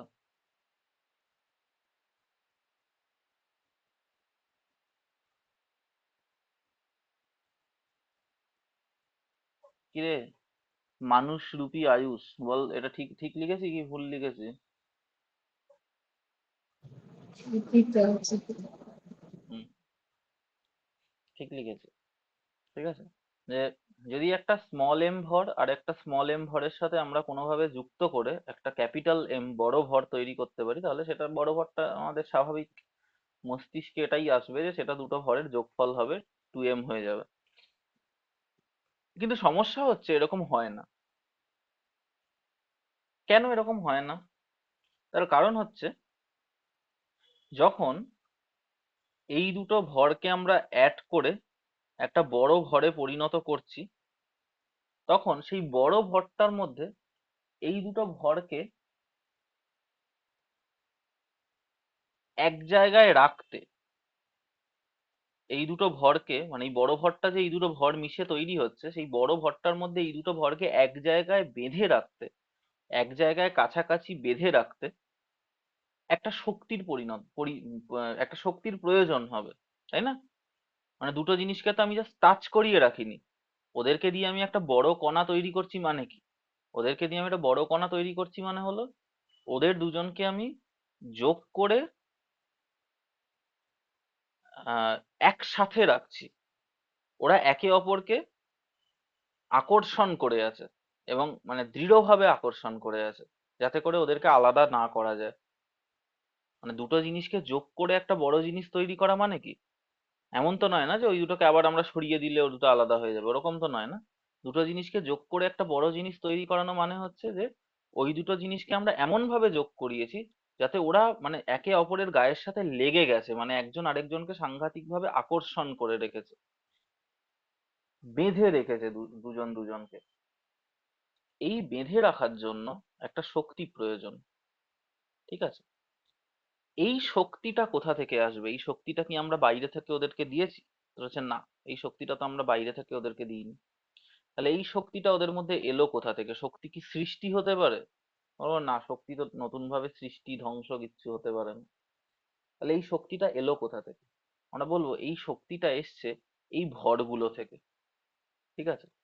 আইনস্টাইন 1905 সালে একটা তত্ত্ব দিয়েছিল, যে তত্ত্বটাকে বলা হয় আপেক্ষিকতাবাদ তত্ত্ব।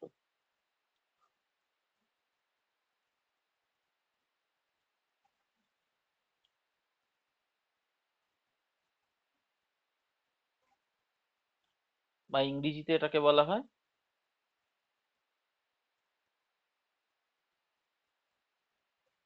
Theory of relativity. সেই আপেক্ষিকতাবাদ তত্ত্ব হোক বা থিওরি অফ রিলেটিভিটি হোক, মানে যাই হোক না কেন, সেইখানে আইনস্টাইন একটা গুরুত্বপূর্ণ কথা বলেছিল। কি বলেছিল? যে ভর ও শক্তি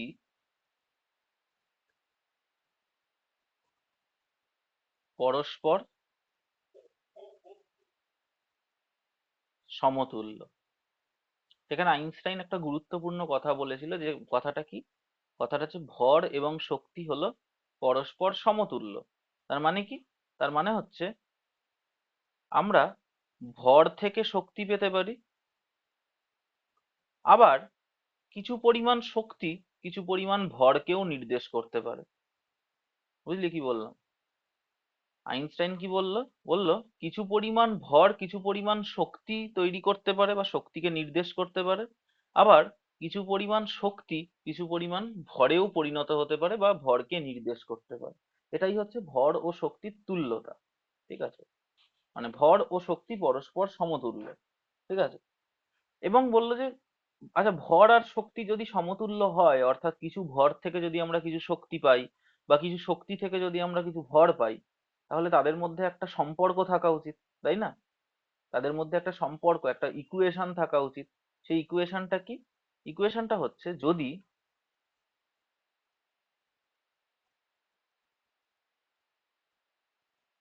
যদি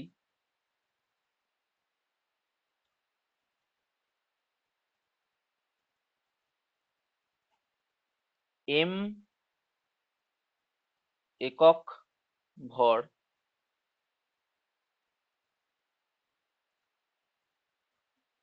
ই একক শক্তিতে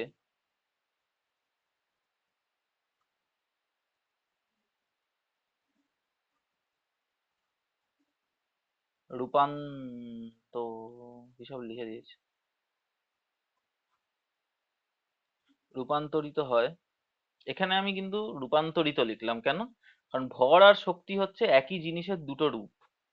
ভর আর শক্তি, আইনস্টাইন বলল যে ভর শক্তির একটা রূপ বা শক্তিও ভরের একটা রূপ, ঠিক আছে? খুব অদ্ভুত জিনিস, ঠিক আছে? কিন্তু এটা হয়, ঠিক আছে? যদি এম একক ভর ই একক শক্তিতে রূপান্তরিত হয়, তাহলে তাদের মধ্যে সম্পর্কটা কি? সম্পর্কটা হচ্ছে E is equals to M C square. এখানে সি কি? সি হচ্ছে শূন্য মাধ্যমে আলোর গতিবেগ, যার মান কত? 3 × 10⁸ মিটার পার সেকেন্ড প্রায়। আসলে 2.99 কিছু একটা হয়, এটাকে আমরা 3 ধরে নিই। তো তাহলে E is equals to M C square. এটা আমাদের আইনস্টাইন বললো যে এই কিসব হয়ে গেল, ঠিক আছে? এটা আমাদের আইনস্টাইন বললো যে যদি ই পরিমাণ ভর, মানে এম পরিমাণ ভর ই পরিমাণ শক্তিতে রূপান্তরিত হয়, তাহলে তাদের মধ্যে সম্পর্কটা হবে E is equals to M C square. মানে সোজা কথা হচ্ছে, ধরা যাক আমার কাছে m পরিমাণ ভর রয়েছে, যেটা e পরিমাণ শক্তিতে রূপান্তরিত হচ্ছে, তাহলে সেই শক্তিটা কি হয়ে যাবে? mc²। আবার ধরা যাক আমার কাছে e পরিমাণ শক্তি রয়েছে, সেটা m পরিমাণ ভরে পরিণত হচ্ছে, তাহলে সেই ভরটা কি হয়ে যাবে? বল, e/c²। mc²।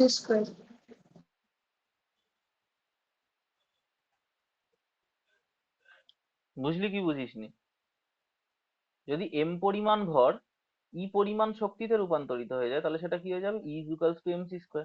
আর যদি e পরিমাণ শক্তি মানে এমন তো নয় যে শুধু ভরই শক্তিতে পরিণত হবে, শক্তিও ভরে পরিণত হতে পারে, মানে এটাও ওটায় কনভার্ট হতে পারে, ওটাও এটায় কনভার্ট হতে পারে। তাহলে শক্তি যখন ভরে পরিণত হবে, তখন সেই ভরটা কত পাবো আমরা? শক্তি/c²। ঠিক আছে, e/c²। বুঝেছিস?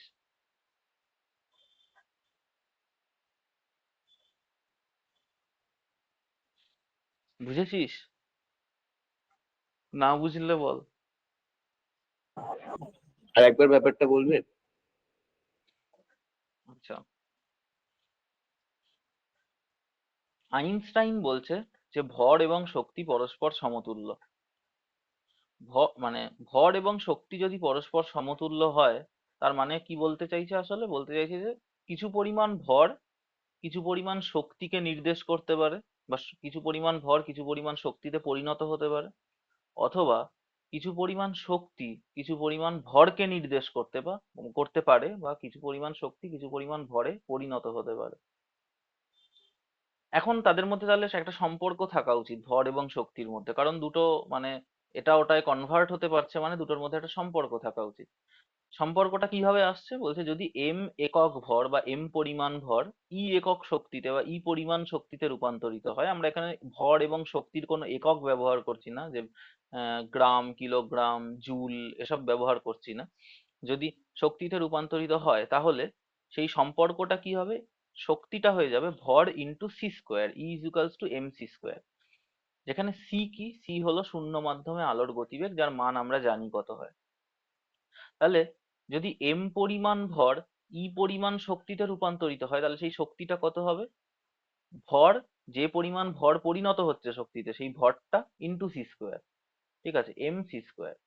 আর যদি ই পরিমাণ শক্তি এম পরিমাণ ভরে পরিণত হয়, তাহলে সেই ভরটা কত হয়ে যাবে? যে শক্তিটা ভরে পরিণত হচ্ছে, অর্থাৎ e/c²। বুঝেছিস? বুঝলাম। আচ্ছা,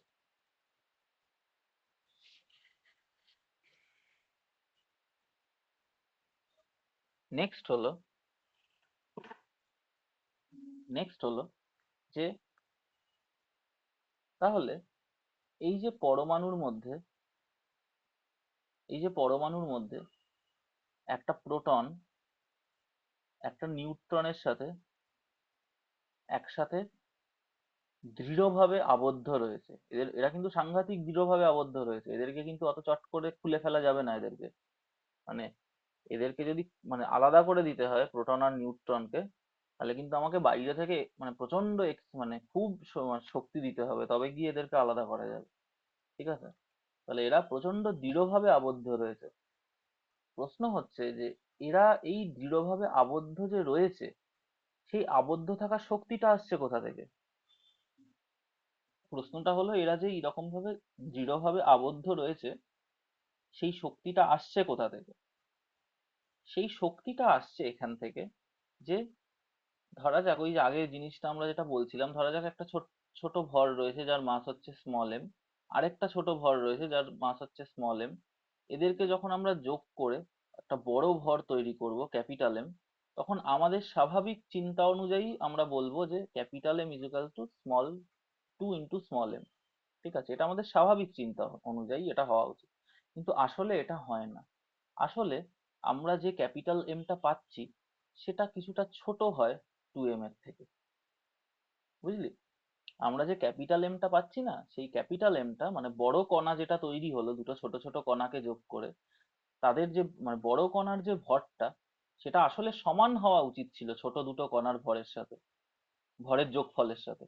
কিন্তু আসলে আমরা দেখবো সেই ভরটা ছোট দুটো কণার ভরের যোগফলের থেকে কিছুটা কম পাচ্ছি আমরা।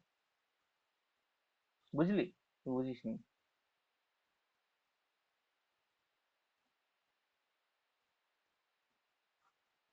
এটা কি বুঝতে পেরেছিস? এই যেটুকু বললাম এখন, বুঝলাম। ঠিক আছে? আমাদের স্বাভাবিক চিন্তা অনুযায়ী ক্যাপিটাল এম ইজিক্যালস টু 2m হওয়া উচিত, কিন্তু আসলে হচ্ছে কি capital M less than 2m। অর্থাৎ আমরা যে বড় কণাটা তৈরি করছি দুটো ছোট কণাকে যোগ করে, সেই বড় কণার ভরটা দুটো ছোট কণার ভরের যোগফলের থেকে কম হচ্ছে। মানে কতটা কম হচ্ছে? আমরা যদি বলি কতটা ভর কম হচ্ছে, আমরা বলবো 2m মাইনাস ক্যাপিটাল এম। এই পরিমাণ ভর আমরা কম পাচ্ছি, তাই না? এই পরিমাণ ভর আমরা কম পাচ্ছি। তাহলে এই পরিমাণ ভর যেটা আমরা কম পেলাম, এটাকে আমরা চিহ্ন দিয়ে লিখতে পারি। আমরা বলবো ডেল্টা এম। এই পরিমাণ ভর আমরা কম পাচ্ছি, তাহলে এটা একটা ত্রুটি না? আমাদের স্বাভাবিক চিন্তায় তো m ইজিক্যালস টু 2m হওয়া উচিত ছিল, মানে দুটোর বিয়োগফল 0 হওয়া উচিত ছিল, 2m মাইনাস m করলে 0 হওয়া উচিত ছিল। কিন্তু দেখা গেল কি, পরীক্ষা করে দেখা গেল যে আমরা যে বড় ভরটা পাচ্ছি সেটা আসলে 2m এর থেকে ছোট। তার মানে 2m মাইনাস m করলে আমরা একটা সংখ্যা পাবো, এবং সেই সংখ্যাটাকে আমরা কি চিহ্ন দিয়ে দেখালাম? Delta m। এটা একটা ত্রুটি না? ওই পরিমাণ ভরটা তাহলে কোথায় গেল? তাহলে এটা একটা ত্রুটি, এটাকেই আমরা বলছি ভর ত্রুটি। ঠিক আছে? কয়ের ফলা তয়ের ফলা আমার গন্ডগোল হয়ে যায়, ঠিক আছে? তো সেটাকে মাফ করতে হবে, ঠিক আছে? আমি তো এটা হচ্ছে তাহলে ভর ত্রুটি।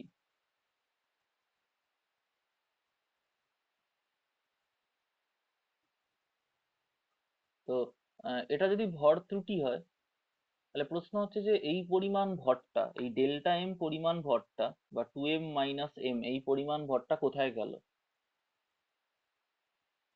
ভরটা কি ধ্বংস হয়ে গেল? এই ভরটা আমরা পেলাম না মানে কি এটা ধ্বংস হয়ে গেছে? প্রশ্ন যে ভর কি ধ্বংস হতে পারে? আমরা বলবো না, ভরকে সৃষ্টিও করা যায় না, ধ্বংসও করা যায় না। তাহলে এই ভরটা কোথায় গেল? আমরা বলবো যে এই পরিমাণ ভরটা কিছুটা শক্তিতে পরিণত হয়ে গেছে। আইনস্টাইনের সূত্র অনুযায়ী ভর শক্তিতে রূপান্তরিত হতে পারে। এই পরিমাণ ভরটা কিছুটা শক্তিতে রূপান্তরিত হয়ে গেছে। যে শক্তিটা, এই শক্তিটা কি কাজ করছে? যে শক্তিটা দুটি স্মল এম ভরের কণাকে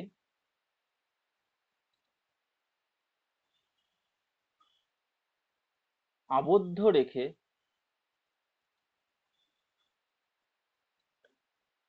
ক্যাপিটাল এম ভরের কণাটি তৈরি করছে। তাহলে এই যে পরিমাণ ভরটা ত্রুটি হলো, মানে যে পরিমাণ ভরটা আমরা পেলাম না, ভ্যানিশ হয়ে গেল এই ভরটা। এই ভরটা ভ্যানিশ, ভর কি ভ্যানিশ হয়ে যেতে পারে না? কেন না, ভর ভ্যানিশ হতে পারে না, ও নিশ্চয়ই কিছু না কিছুতে পরিণত হয়েছে। তো কিসে পরিণত হয়ে গেল? ও ই পরিমাণ শক্তিতে পরিণত হয়ে গেল, মানে কিছু একটা পরিমাণ শক্তিতে পরিণত হয়ে গেল। যে শক্তিটা অবশ্যই কি হবে? আইনস্টাইনের সূত্র অনুযায়ী ভর ইন্টু সি স্কোয়ার। ভরটা কত? Delta M into C square. এই পরিমাণ শক্তিতে পরিণত হয়ে গেল। এই শক্তিটা কি কাজে লাগছে? প্রশ্ন হচ্ছে এই শক্তিটা কি কাজে লাগছে? এই শক্তিটা কাজে লাগছে হচ্ছে দুটো স্মল এম ভরের পার্টিকেলকে, দুটো স্মল এম ভরের কণাকে এক জায়গায় আবদ্ধ রেখে ক্যাপিটাল এম ভরের কণা তৈরি করতে কাজে লাগছে। দুটো স্মল এম ভরের কণাকে পাশাপাশি রেখে দিলেই তো একটা বড় কণা তৈরি হয়ে যাবে না? না, ওদেরকে তো একসাথে আবদ্ধ থাকতে হবে, তবে গিয়ে একটা বড় কণা তৈরি হতে পারবে। তাহলে এই আবদ্ধ রাখার শক্তিটা কোথা থেকে আসছে? ওই শক্তিটা আসছে ওদের ভর থেকে। ওদের ভর যখন যোগ হয়ে একটা বড় ভর তৈরি হচ্ছে, তখন ভর কিছুটা কমে যাচ্ছে, এই পরিমাণ ভর কমে যাচ্ছে, ভর ত্রুটি হচ্ছে। সেই ভর ত্রুটিটাই একটা শক্তিকে নির্দেশ করছে, যে শক্তিটা ওদেরকে এক জায়গায় আবদ্ধ রেখে একটা বড় কণা তৈরিতে সাহায্য করছে। সেই জন্য এই শক্তিটাকে আমরা বলি বন্ধন শক্তি। কেন বন্ধন শক্তি? কারণ ওই যে দুটোকে মানে বেঁধে রাখলো, বেঁধে রাখার শক্তিটা এখান থেকে আমরা পেলাম, সেই জন্য বন্ধন শক্তি। এই অবধি কি বুঝেছিস কি বুঝিসনি আমাকে বল। স্যার বুঝেছি। কি বললি কিছুই হ্যাঁ বুঝলাম না। স্যার বুঝেছি। মানুষের ভাষায় কথা বল, তোদের ভাষা আমি বুঝি না। মানুষের ভাষায় বললাম, হ্যাঁ স্যার বুঝেছি। আচ্ছা, কি রে বাকিরা বুঝেছিস? বাকি হ্যাঁ কেউ স্যার। না না, তুই তো বুঝেছিস আমি বুঝলাম, কিন্তু বাকি বাকি কি কেউ আছে নাকি সব গেছে? বুঝেছি। হ্যাঁ স্যার বুঝেছি। আচ্ছা,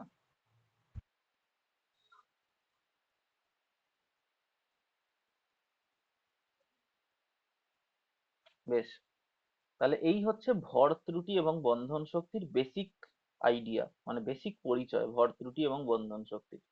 ঠিক আছে, যে দুটো ছোট ছোট জিনিস যখন যুক্ত হয়ে একটা বড় জিনিসে পরিণত হবে, তখন ওই দুটো ছোট জিনিসকে যুক্ত করে রাখার জন্য, বেঁধে রাখার জন্য একটা শক্তির প্রয়োজন। প্রশ্ন হচ্ছে এই শক্তিটা কোথা থেকে আসবে? আমরা বলবো যে দুটো ছোট জিনিস যখন বড় জিনিসে পরিণত হবে তখন তাদের ভর ম্যাচ করবে না। বড় জিনিসটার ভর তাদের ছোট ছোট জিনিসগুলোর ভরের থেকে কিছুটা কমে যাবে।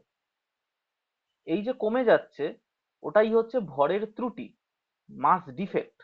যে আসলে তো হওয়া উচিত ছিল প্রথমটা, কিন্তু ওটা হলো না। তার মানে কতটা ভর ত্রুটি হলো? 2m মাইনাস এম, এই ভর, এই পরিমাণ ভরের ত্রুটি পেলাম আমরা। ঠিক আছে, এই ভর ত্রুটিটাই, কিন্তু ভর তো গায়েব হয়ে যেতে পারে না, ভর তো ভ্যানিশ হতে পারে না, ও একটা শক্তিতে পরিণত হবে। যে শক্তিটা আইনস্টাইনের সূত্রানুযায়ী হবে যে delta M into C square. Delta M পরিমাণ ভর শক্তিতে পরিণত হচ্ছে, তাহলে ইকুয়েশন অনুযায়ী কি হবে? Delta M into C square. তাহলে সেই শক্তিটা কি করবে? দুটো এম ভরের কণাকে আবদ্ধ রেখে ক্যাপিটাল এম ভরের কণাটা তৈরি করতে সাহায্য করবে। সেই জন্য এই এই যে ই শক্তিটা, ক্যাপিটাল ই যে শক্তিটা আমরা পেলাম, সেই শক্তিটার আমরা কি নাম দেব? বন্ধন শক্তি। ঠিক আছে, এবার আমরা যদি নিউক্লিয়াসের কথা চিন্তা করি,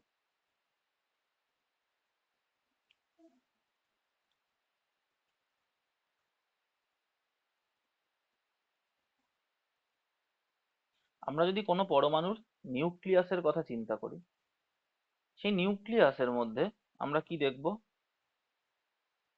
সেই নিউক্লিয়াসের মধ্যে আমরা দেখব যে, ধরা যাক সেই নিউক্লিয়াসের কোনো কোনো পরমাণুর নিউক্লিয়াসকে আমরা চিহ্নিত করছি এ জেড দিয়ে, এক্স এ জেড। ঠিক আছে, তাহলে তার নিউক্লিয়াসের মধ্যে প্রোটন কতগুলো আছে?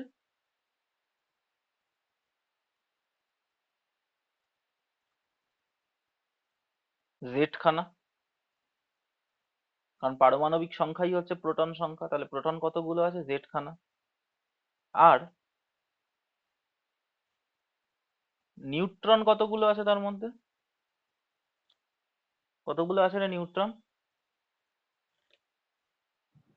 এ মাইনাস জেড খানা। হুম,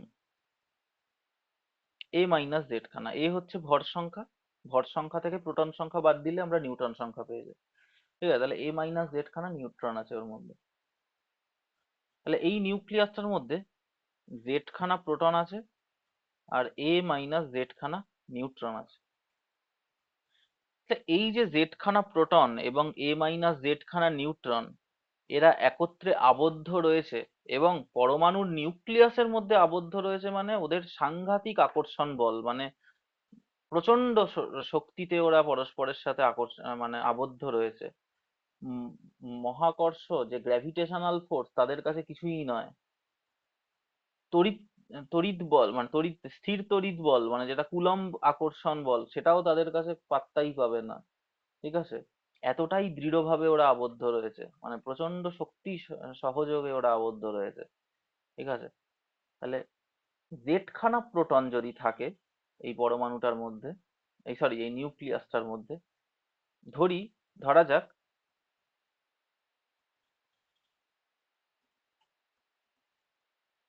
প্রোটনের ভর হচ্ছে এমপি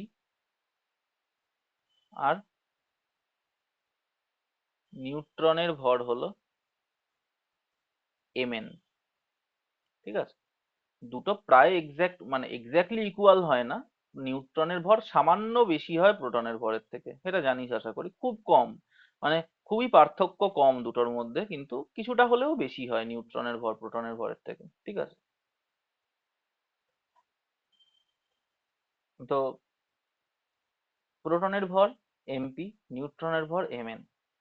তাহলে এই পরমাণুতে জেড খানা প্রোটন আছে, তাহলে জেড খানা প্রোটন যদি থাকে পরমাণুটার মধ্যে, তাহলে তাহলে সবকটা প্রোটনের ভর কত হয়ে যাবে, প্রোটনের টোটাল ভর কত হয়ে যাবে এই নিউক্লিয়াসটার মধ্যে?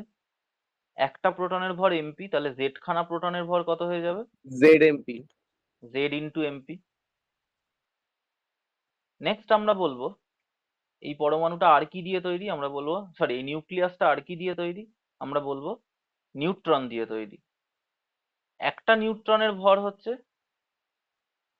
এমএন, একটা নিউট্রনের ভর হলো এমএন। নিউট্রন আছে কটা? এ মাইনাস জেড খানা। তাহলে এ মাইনাস জেড খানা নিউট্রনের ভর কত হয়ে যাবে? এ মাইনাস জেড ইন্টু এমএন। তাহলে এটা আমার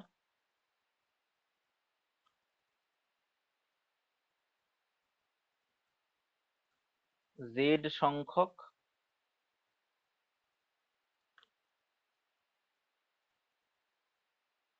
প্রোটন ও এ মাইনাস জেড সংখ্যক নিউট্রনের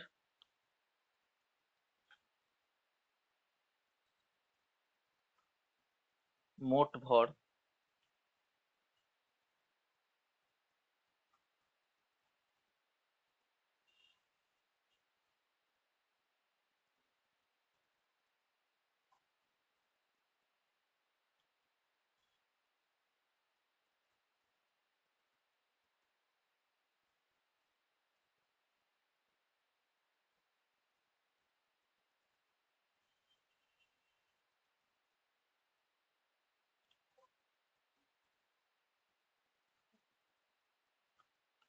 তাহলে জেড সংখ্যক proton R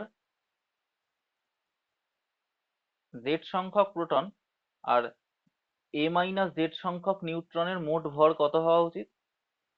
Z MP plus A minus Z MN. আচ্ছা, জেড সংখ্যক প্রোটন আর এ মাইনাস জেড সংখ্যক নিউট্রন দিয়েই তো নিউক্লিয়াসটা তৈরি হয়েছে, তাহলে নিউক্লিয়াসের ভর কত হবে?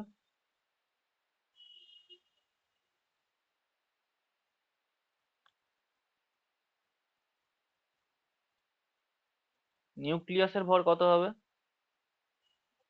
জেড খানা প্রোটন আর এ মাইনাস জেড খানা নিউট্রন দিয়েই তো নিউক্লিয়াস তৈরি হয়েছে, তাই না? আর কিছু আছে নিউক্লিয়াসের মধ্যে? বলবো না, জেড খানা প্রোটন আছে আর এ মাইনাস জেড খানা নিউট্রন আছে, আর তাদের মোট ভর হচ্ছে এটা। তাহলে নিউক্লিয়াসের মোট ভর কত হওয়া উচিত? ওই Z MP plus A minus Z into MN. এটাই হওয়া উচিত, নিউক্লিয়াসের ভরও এটাই হওয়া উচিত। কিন্তু কিন্তু কিন্তু পরীক্ষা করে দেখা গেল, নিউক্লিয়াসের ভর মেপে দেখা গেল, মানে নিউক্লিয়াসের ভর আমরা মাপতে পারি না, আসলে আমরা পরমাণুর ভর মাপি। স্যার, হ্যাঁ ও স্যার, হ্যাঁ। বলছি স্যার, আমি খেলতে যাবো, এক্ষুনি বেরোবো, একটু লেখাগুলো পাঠিয়ে দেবেন তো গ্রুপে। তুই ছিলি? হ্যাঁ, ছিলাম তো। ও আচ্ছা, তুই খেলতে যাবি? আয়ুষকে নিয়ে যা সাথে করে। আয়ুষকে নিয়ে গেলে তো আয়ুষকে খুঁজে পাওয়া যাবে না। আচ্ছা, তাও নিয়ে যাও ওকে, হকি স্টিক কম পড়লে ওকে ব্যবহার করি। স্যার আমি চুপচাপ পড়ার চেষ্টা করছি, কেন আমাকে এরকম ভাবে রোস্ট করছে? ঠিক আছে, আমি পাঠিয়ে দেবো, তুই খেলতে যা। ঠিক আছে স্যার।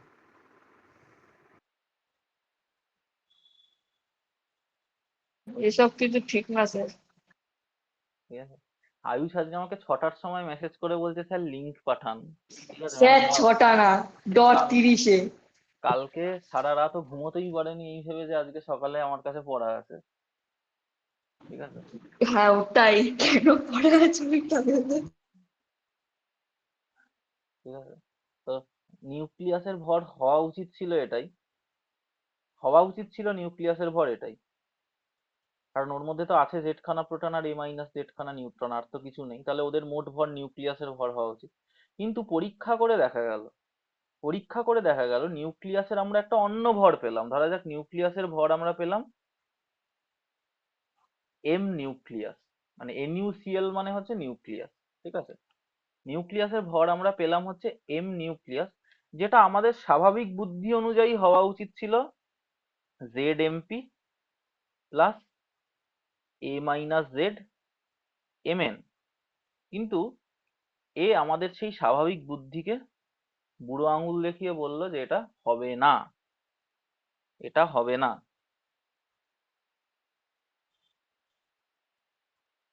তো আমাদের মাথায় প্রশ্ন এলো যে কেন হবে না। আমাদের মাথায় প্রশ্ন এলো কেন হবে না, বলতে পারবি কেন হবে না? আমি বলে দিয়েছি আগে অলরেডি কেন হবে না। স্যার প্রোটন আর নিউট্রনকে আবদ্ধ করতে তো কিছু শক্তি লাগে, সেই শক্তির জন্যই হয়তো হবে না। হুম, ঠিক।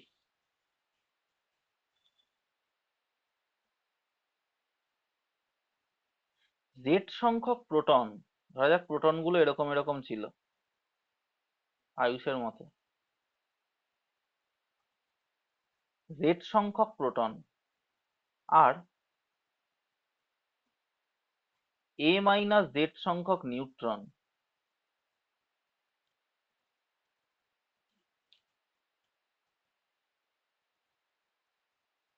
এদেরকে যদি আমরা এরকম আলাদা আলাদা আলাদা আলাদা করে রাখি, তাহলে তাদের ভর হবে হচ্ছে ZMP plus A-Z into Mn।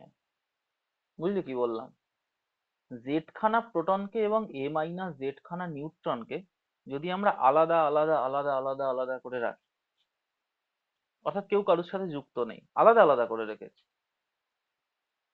তাহলে ওদের ভর হবে হচ্ছে ZMP প্লাস A-Z Mn।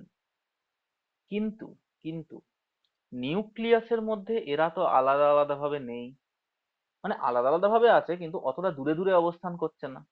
নিউক্লিয়াসের মধ্যে এরা একদম গায়ে গায়ে লেগে আছে।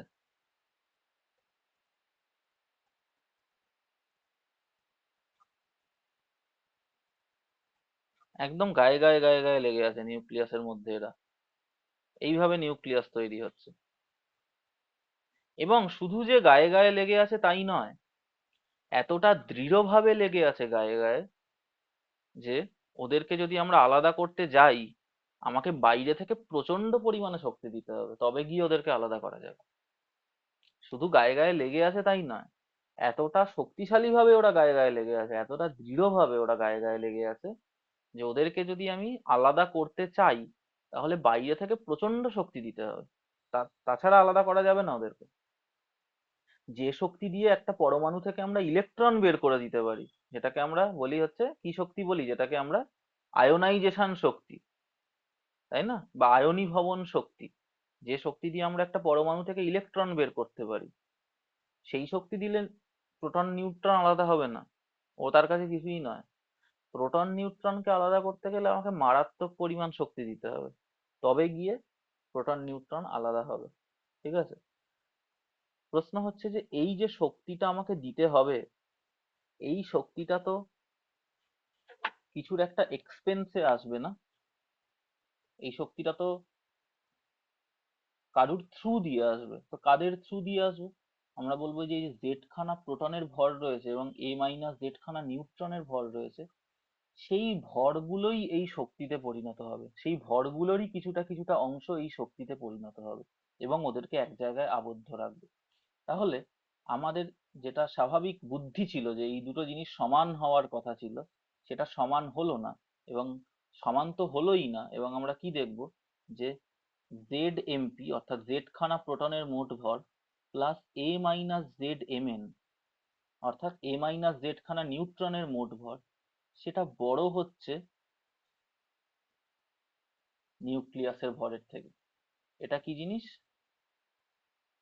এটা হচ্ছে নিউক্লিয়াসের ভর, ঠিক আছে। সেটা বড় হচ্ছে নিউক্লিয়াসের ভরের থেকে, আসলে সমান হওয়ার কথা ছিল কিন্তু হচ্ছে বড়। এই অবধি কি বুঝেছিস কি বুঝিসনি আমাকে বল। হ্যাঁ স্যার, সবাই বুঝেছিস তো এই অবধি? হ্যাঁ স্যার। আচ্ছা, তাহলে এই যে ভরটা কম হলো, জেড খানা প্রোটন এবং এন খানা এ মাইনাস জেড খানা নিউট্রনের ভরের সমষ্টির থেকে নিউক্লিয়াসের ভর কম হলো, অর্থাৎ বাংলায় লিখলে আমরা কি পাবো, জেড সংখ্যক প্রোটন ও এ মাইনাস জেড সংখ্যক নিউট্রনের মোট ভরের তুলনায়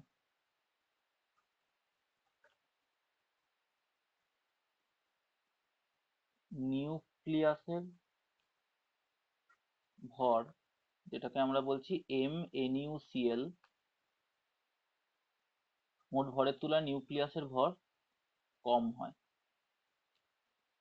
ঠিক আছে, এটা আমাদের স্বাভাবিক বুদ্ধিতে আমরা ভাবতে পারছি না, কিন্তু অস্বাভাবিক বুদ্ধিতে আমাদের কাছে এই জিনিসটাই আসছে।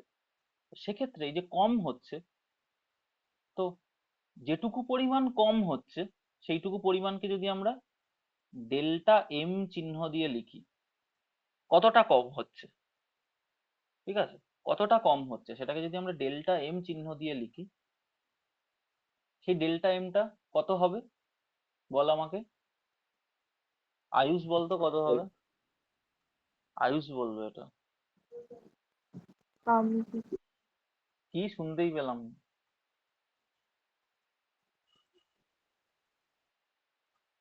কত হবে রে? কি কি বলছিস তুই? স্যার মিউট করে দিয়েছি। ও মিউট করে দিয়েছে, আচ্ছা। আরে অন্য কেউ বল, তুই বলিস না, ও ইয়ে বাদ দিয়ে, ওই কি যেন নাম, আরে তোর নামটা কি রে, ভুলে গেলাম তো। স্বর্ণদীপ বাদ দিয়ে অন্য কেউ বল।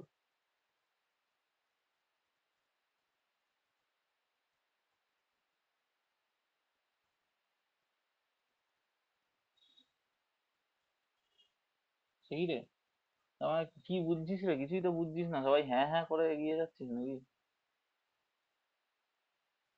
আরে স্বর্ণদীপই বল তাহলে, আর কি হবে, কেউ বলছেন না। স্যার এটা হবে ZMP plus A minus Z into Mn minus M of nucleus. হুম,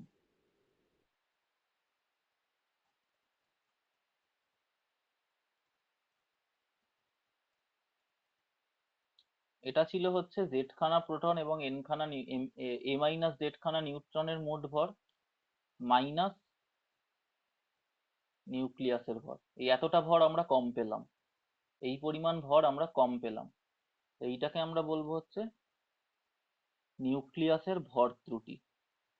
এটা হচ্ছে নিউক্লিয়াসের ভর ত্রুটি, মাস ডিফেক্ট। এখন প্রশ্ন হচ্ছে এই পরিমাণ ভরটা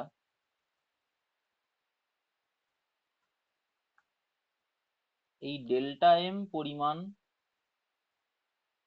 ভর তো ভ্যানিশ হয়ে যাবে না, না কি হবে, এই ডেল্টা এম পরিমাণ ভর কিছু পরিমাণ শক্তিতে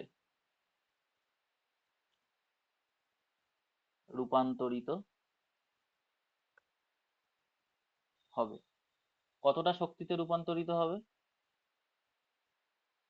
আইনস্টাইনের সূত্র অনুযায়ী সেটা হবে E is equals to delta M into C square. তার মানে Z MP plus A minus Z into mn minus mass of nucleus into C square. ঠিক আছে, এই ডেল্টা এম পরিমাণ ভর কিছু পরিমাণ শক্তিতে রূপান্তরিত হবে, সেই শক্তিটা হলো এই এই জিনিসটা, Z MP plus A minus Z mn minus M nucleus into C square. ঠিক আছে, এই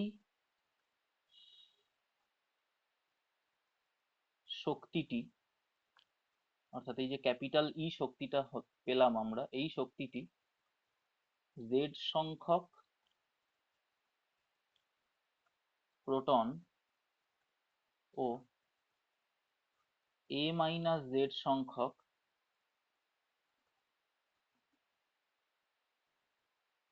নিউট্রনকে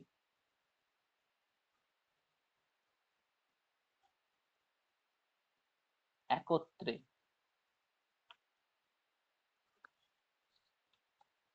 একত্রে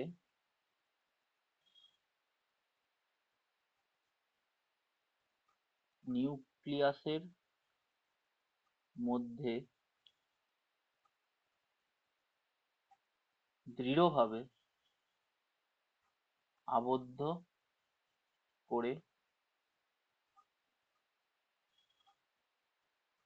রাখে।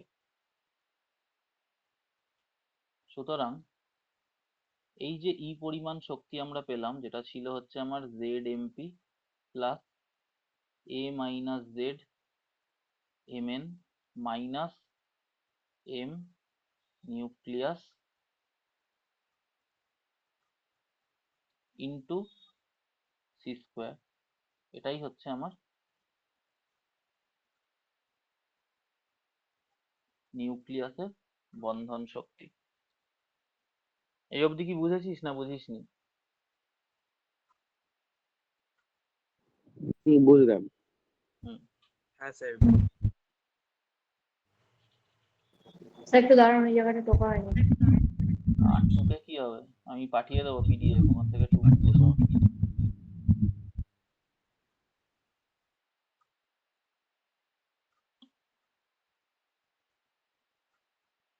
তাহলে দেখ, এই যে জিনিসটা, এই জিনিসটাকে আমরা আরেকটা আলাদা ভাবে বলতে পারি। কিভাবে বলতে পারি? আমরা প্রথমে কিভাবে বললাম? আমরা প্রথমে যেভাবে বললাম সেটা হচ্ছে যে আলাদা আলাদা নিউট্রন প্রোটন ছিল, ওদেরকে আমরা এক জায়গায় এনে আবদ্ধ রাখতে যতটা শক্তি প্রয়োজন হলো সেটাই হচ্ছে বন্ধন শক্তি। আবার উল্টোটাও আমরা বলতে পারি না, যে নিউক্লিয়াসটা এক জায়গায় আবদ্ধ ছিল, নিউক্লিয়াসের মধ্যে জেড খানা প্রোটন আর এ মাইনাস জেড খানা নিউট্রন এক জায়গায় আবদ্ধ ছিল, যে পরিমাণ শক্তি ওদের মধ্যে, ওদেরকে বাইরে থেকে আমরা যদি দিই যাতে করে ওরা আবার আলাদা আলাদা আলাদা আলাদা হয়ে যায়, ন্যূনতম যে পরিমাণ শক্তি ওদেরকে বাইরে থেকে দিলে ওরা আবার আলাদা আলাদা হয়ে যাবে, মানে তার চেয়ে বেশি শক্তি দিলে তো হবেই, কিন্তু মিনিমাম যে পরিমাণ শক্তি দিলে ওরা আলাদা আলাদা হয়ে যাবে, সেটাকে আমরা বন্ধন শক্তি বলতে পারি, তাই না? বন্ধন শক্তিটা ভেতরে কত সেটা তো আমরা বুঝতে পারবো না।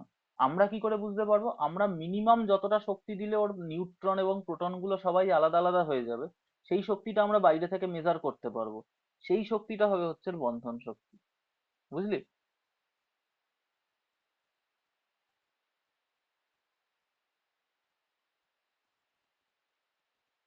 বুঝেছিস? হুম। আচ্ছা,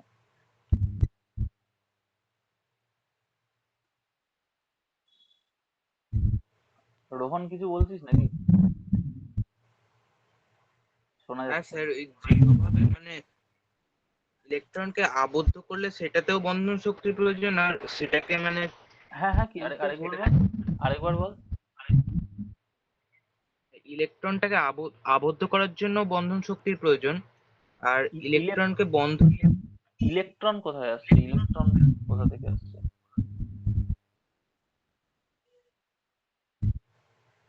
ইলেকট্রন মানে নিউক্লিয়াসের মধ্যে ইলেকট্রন কোথা থেকে এলো?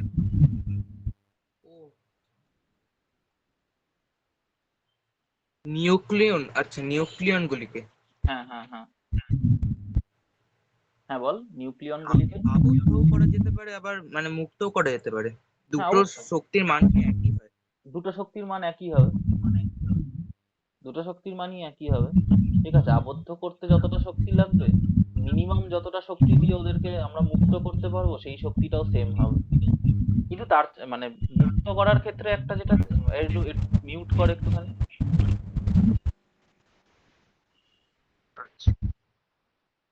হ্যাঁ, মিনিমাম যতটা শক্তি দিয়ে ওদেরকে মুক্ত করা যাবে সেইটা সেম হবে, কারণ তার চেয়ে বেশি শক্তি দিলেও তো ওরা আলাদা হয়ে যাবে, তাই না? তার চেয়ে ই এর থেকে যদি আমরা বেশি শক্তি দিই তাহলেও ওরা আলাদা হয়ে যাবে, কিন্তু মিনিমাম আমাকে শক্তি ই দিতে হবে যাতে ওদেরকে আলাদা করা যায়। ঠিক আছে, তাহলে বন্ধন শক্তির সংজ্ঞাটা আমরা এইভাবেও দিতে পারি, যেটা বইতে দেওয়া আছে। বন্ধন শক্তির সংজ্ঞাটা আমরা এইভাবে দিতে পারি, কোনো কোনো পরমাণুর নিউক্লিয়াসকে ভেঙে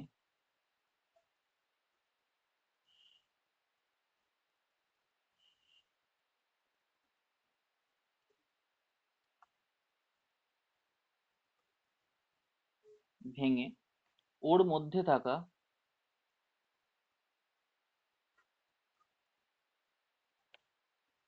নিউক্লিয়নগুলিকে, মানে নিউট্রন ও প্রোটনগুলিকে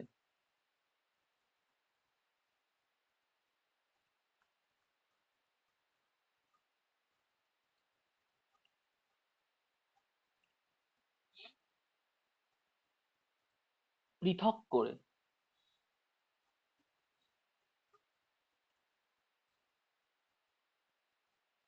সম্পূর্ণ স্বাধীন কণায়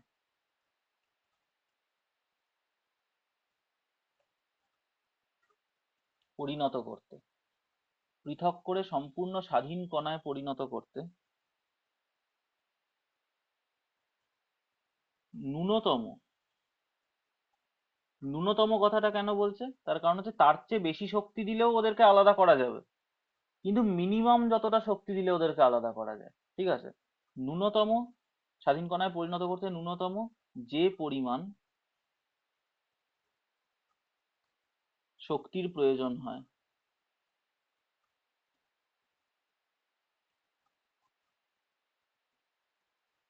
তাকে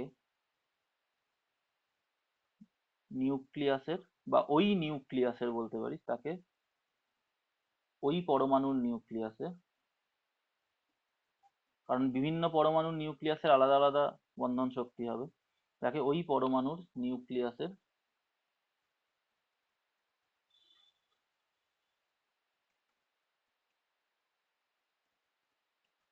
বন্ধন শক্তি বলে, তাকে ওই পরমাণুর নিউক্লিয়াসের বন্ধন শক্তি বলে, ঠিক আছে।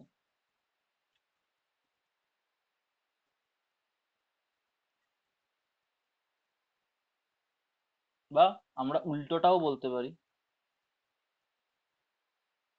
উল্টোটা কি, স্বাধীন মানে পৃথকভাবে অবস্থিত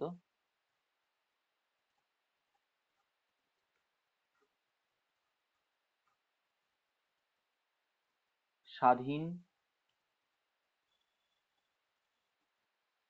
নিউট্রন ও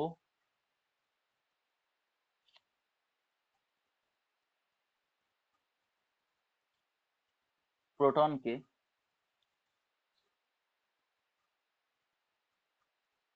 একত্রিত করে ও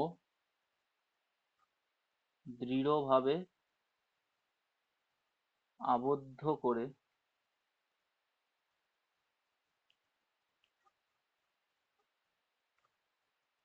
একটি নিউক্লিয়াসে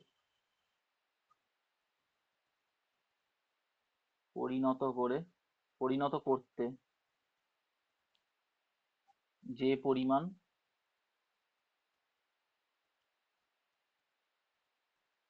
শক্তি প্রয়োজন হয় তাকে বন্ধন শক্তি বলে।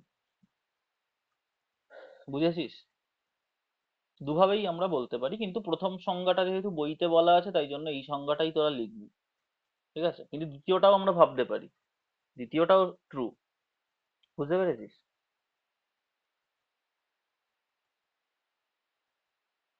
বুঝেছিস কি বুঝিসনি বল আমাকে। হ্যাঁ স্যার। আচ্ছা, বুঝেছি। হ্যাঁ স্যার। আচ্ছা,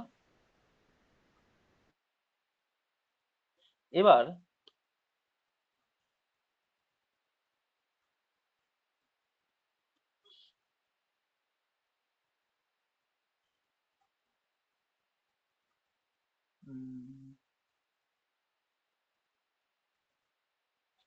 এবার যদি একটা জিনিস থাকে, সেটা হচ্ছে যে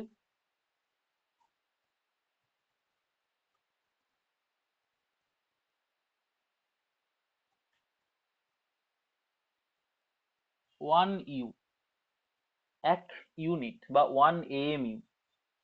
1 ইউ বা 1 AMU মানে কত কেজি তোরা জানিস আশা করি।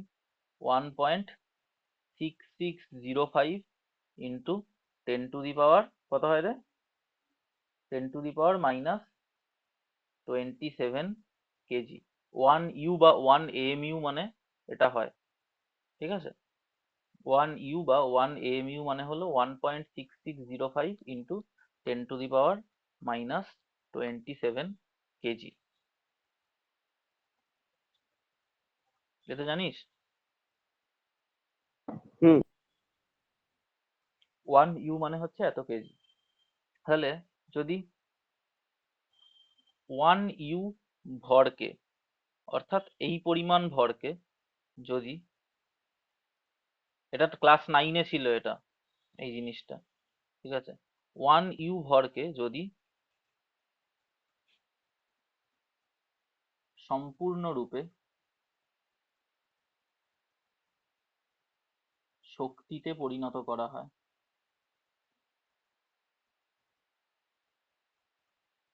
তাহলে আমরা কতটা শক্তি পাবো? E ইজিক্যালস টু আমরা পাবো হচ্ছে m ইন্টু সি স্কোয়ার। এখানে m হয়ে যাচ্ছে আমার 1.6605 into 10⁻⁻27 KG into C square, 3 into 10⁸ metre per second whole square, ঠিক আছে? এই ক্যালকুলেশনটা যদি আমরা করি তাহলে আমরা 1.6605 ইন্টু 10⁻27 ইন্টু 9 ইন্টু 10⁻16, এই জিনিসটা করে আমরা যে এককটা পাবো সেটা হচ্ছে জুল। এত জুল এনার্জি আমরা পাবো। Kilogram metre square per second square, এটা হয়ে যাচ্ছে জুল, ঠিক আছে? এত জুল আমরা শক্তি পাবো।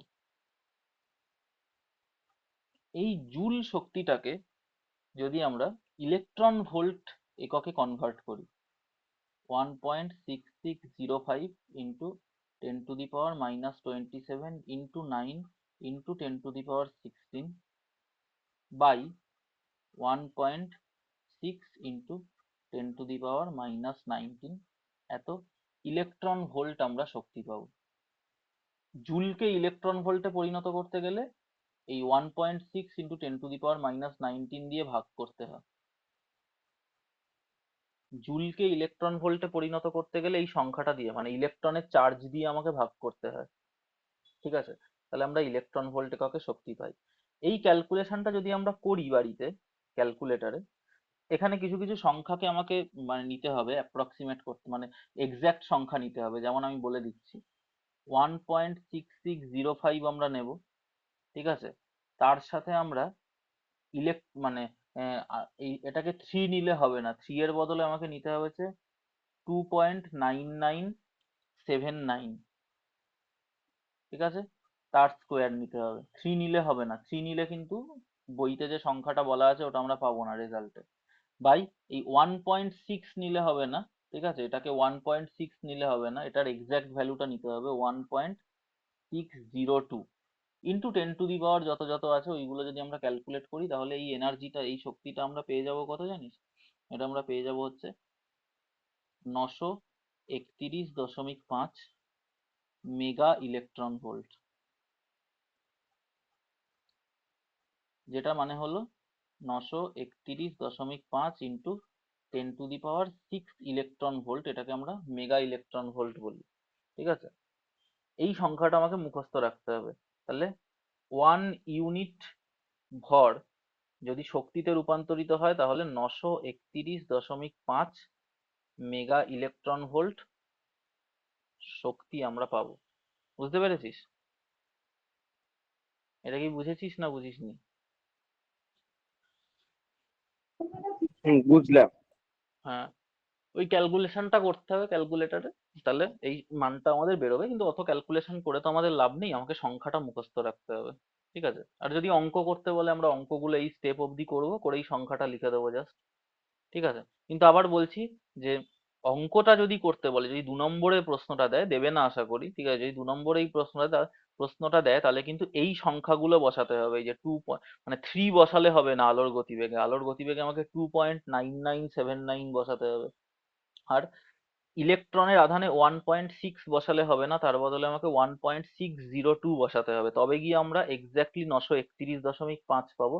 নয়তো সংখ্যাটা 930 হতে পারে, 932 হতে পারে, এরকম বেরোবে নয়তো, ঠিক আছে। এক্স্যাক্টলি 931.5 পেতে গেলে আমাকে এই সংখ্যাগুলোকে বসাতে হবে, ঠিক আছে।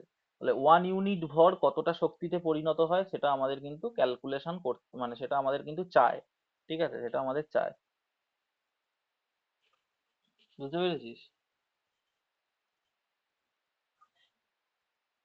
তাহলে আমরা বাইন্ডিং এনার্জি পড়লাম, বন্ধন শক্তি।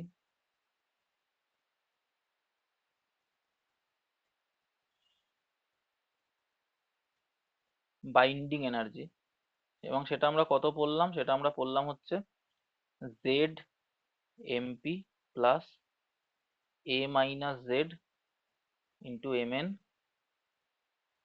Minus M nucleus into C square. এখন কোনো পরমাণুতে কতটা বন্ধন শক্তি আছে সেটার থেকেও বেশি ইম্পর্টেন্ট যে রাশিটা, সেটা হলো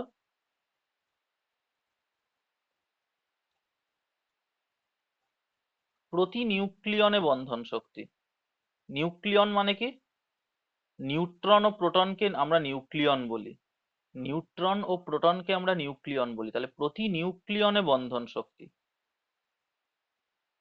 এই টার্মটা ওটার থেকেও বেশি ইম্পর্টেন্ট টার্ম, ঠিক আছে।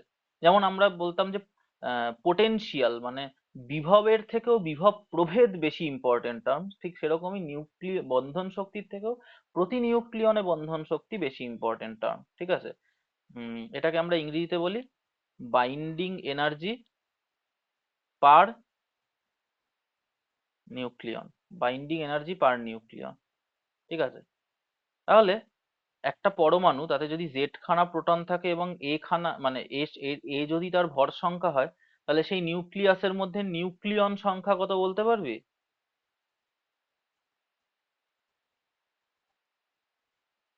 এই নিউক্লিয়াসটাই নিউক্লিয়ন সংখ্যা কত আমাকে বলতে পারবি?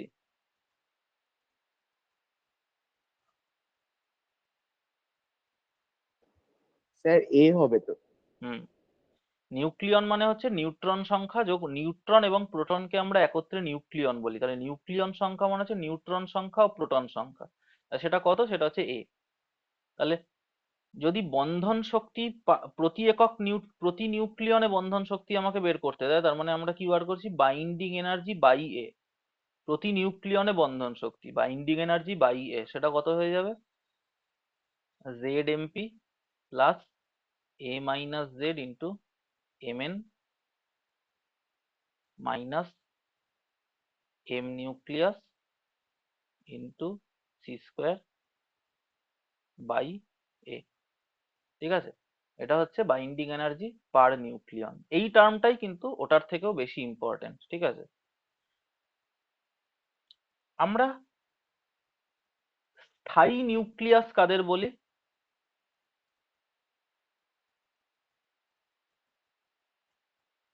স্থায়ী নিউক্লিয়াস তারা হয় যাদের এই বাইন্ডিং এনার্জি পার নিউক্লিয়ন, অর্থাৎ প্রতি নিউক্লিয়নে বন্ধন শক্তির মান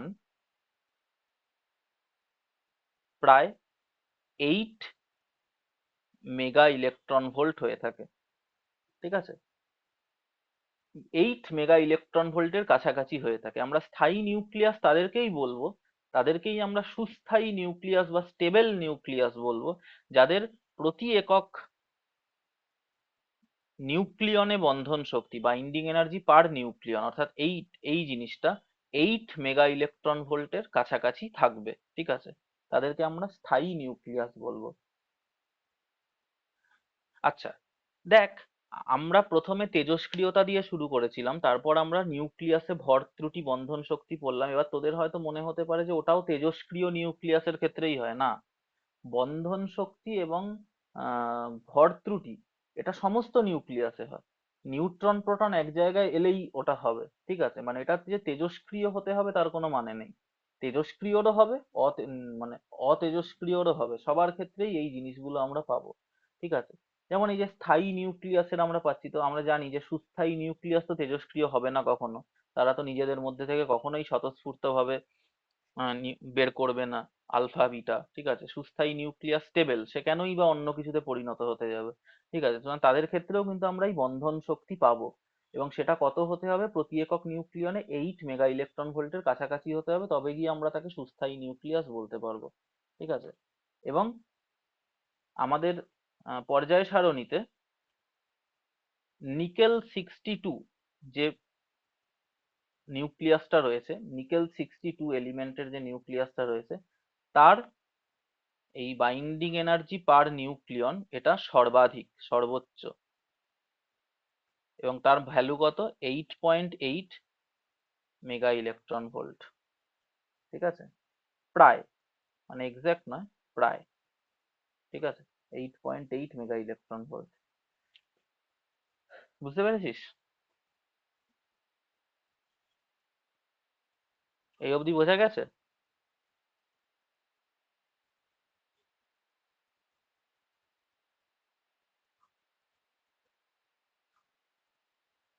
সমস্যা থাকলে বল।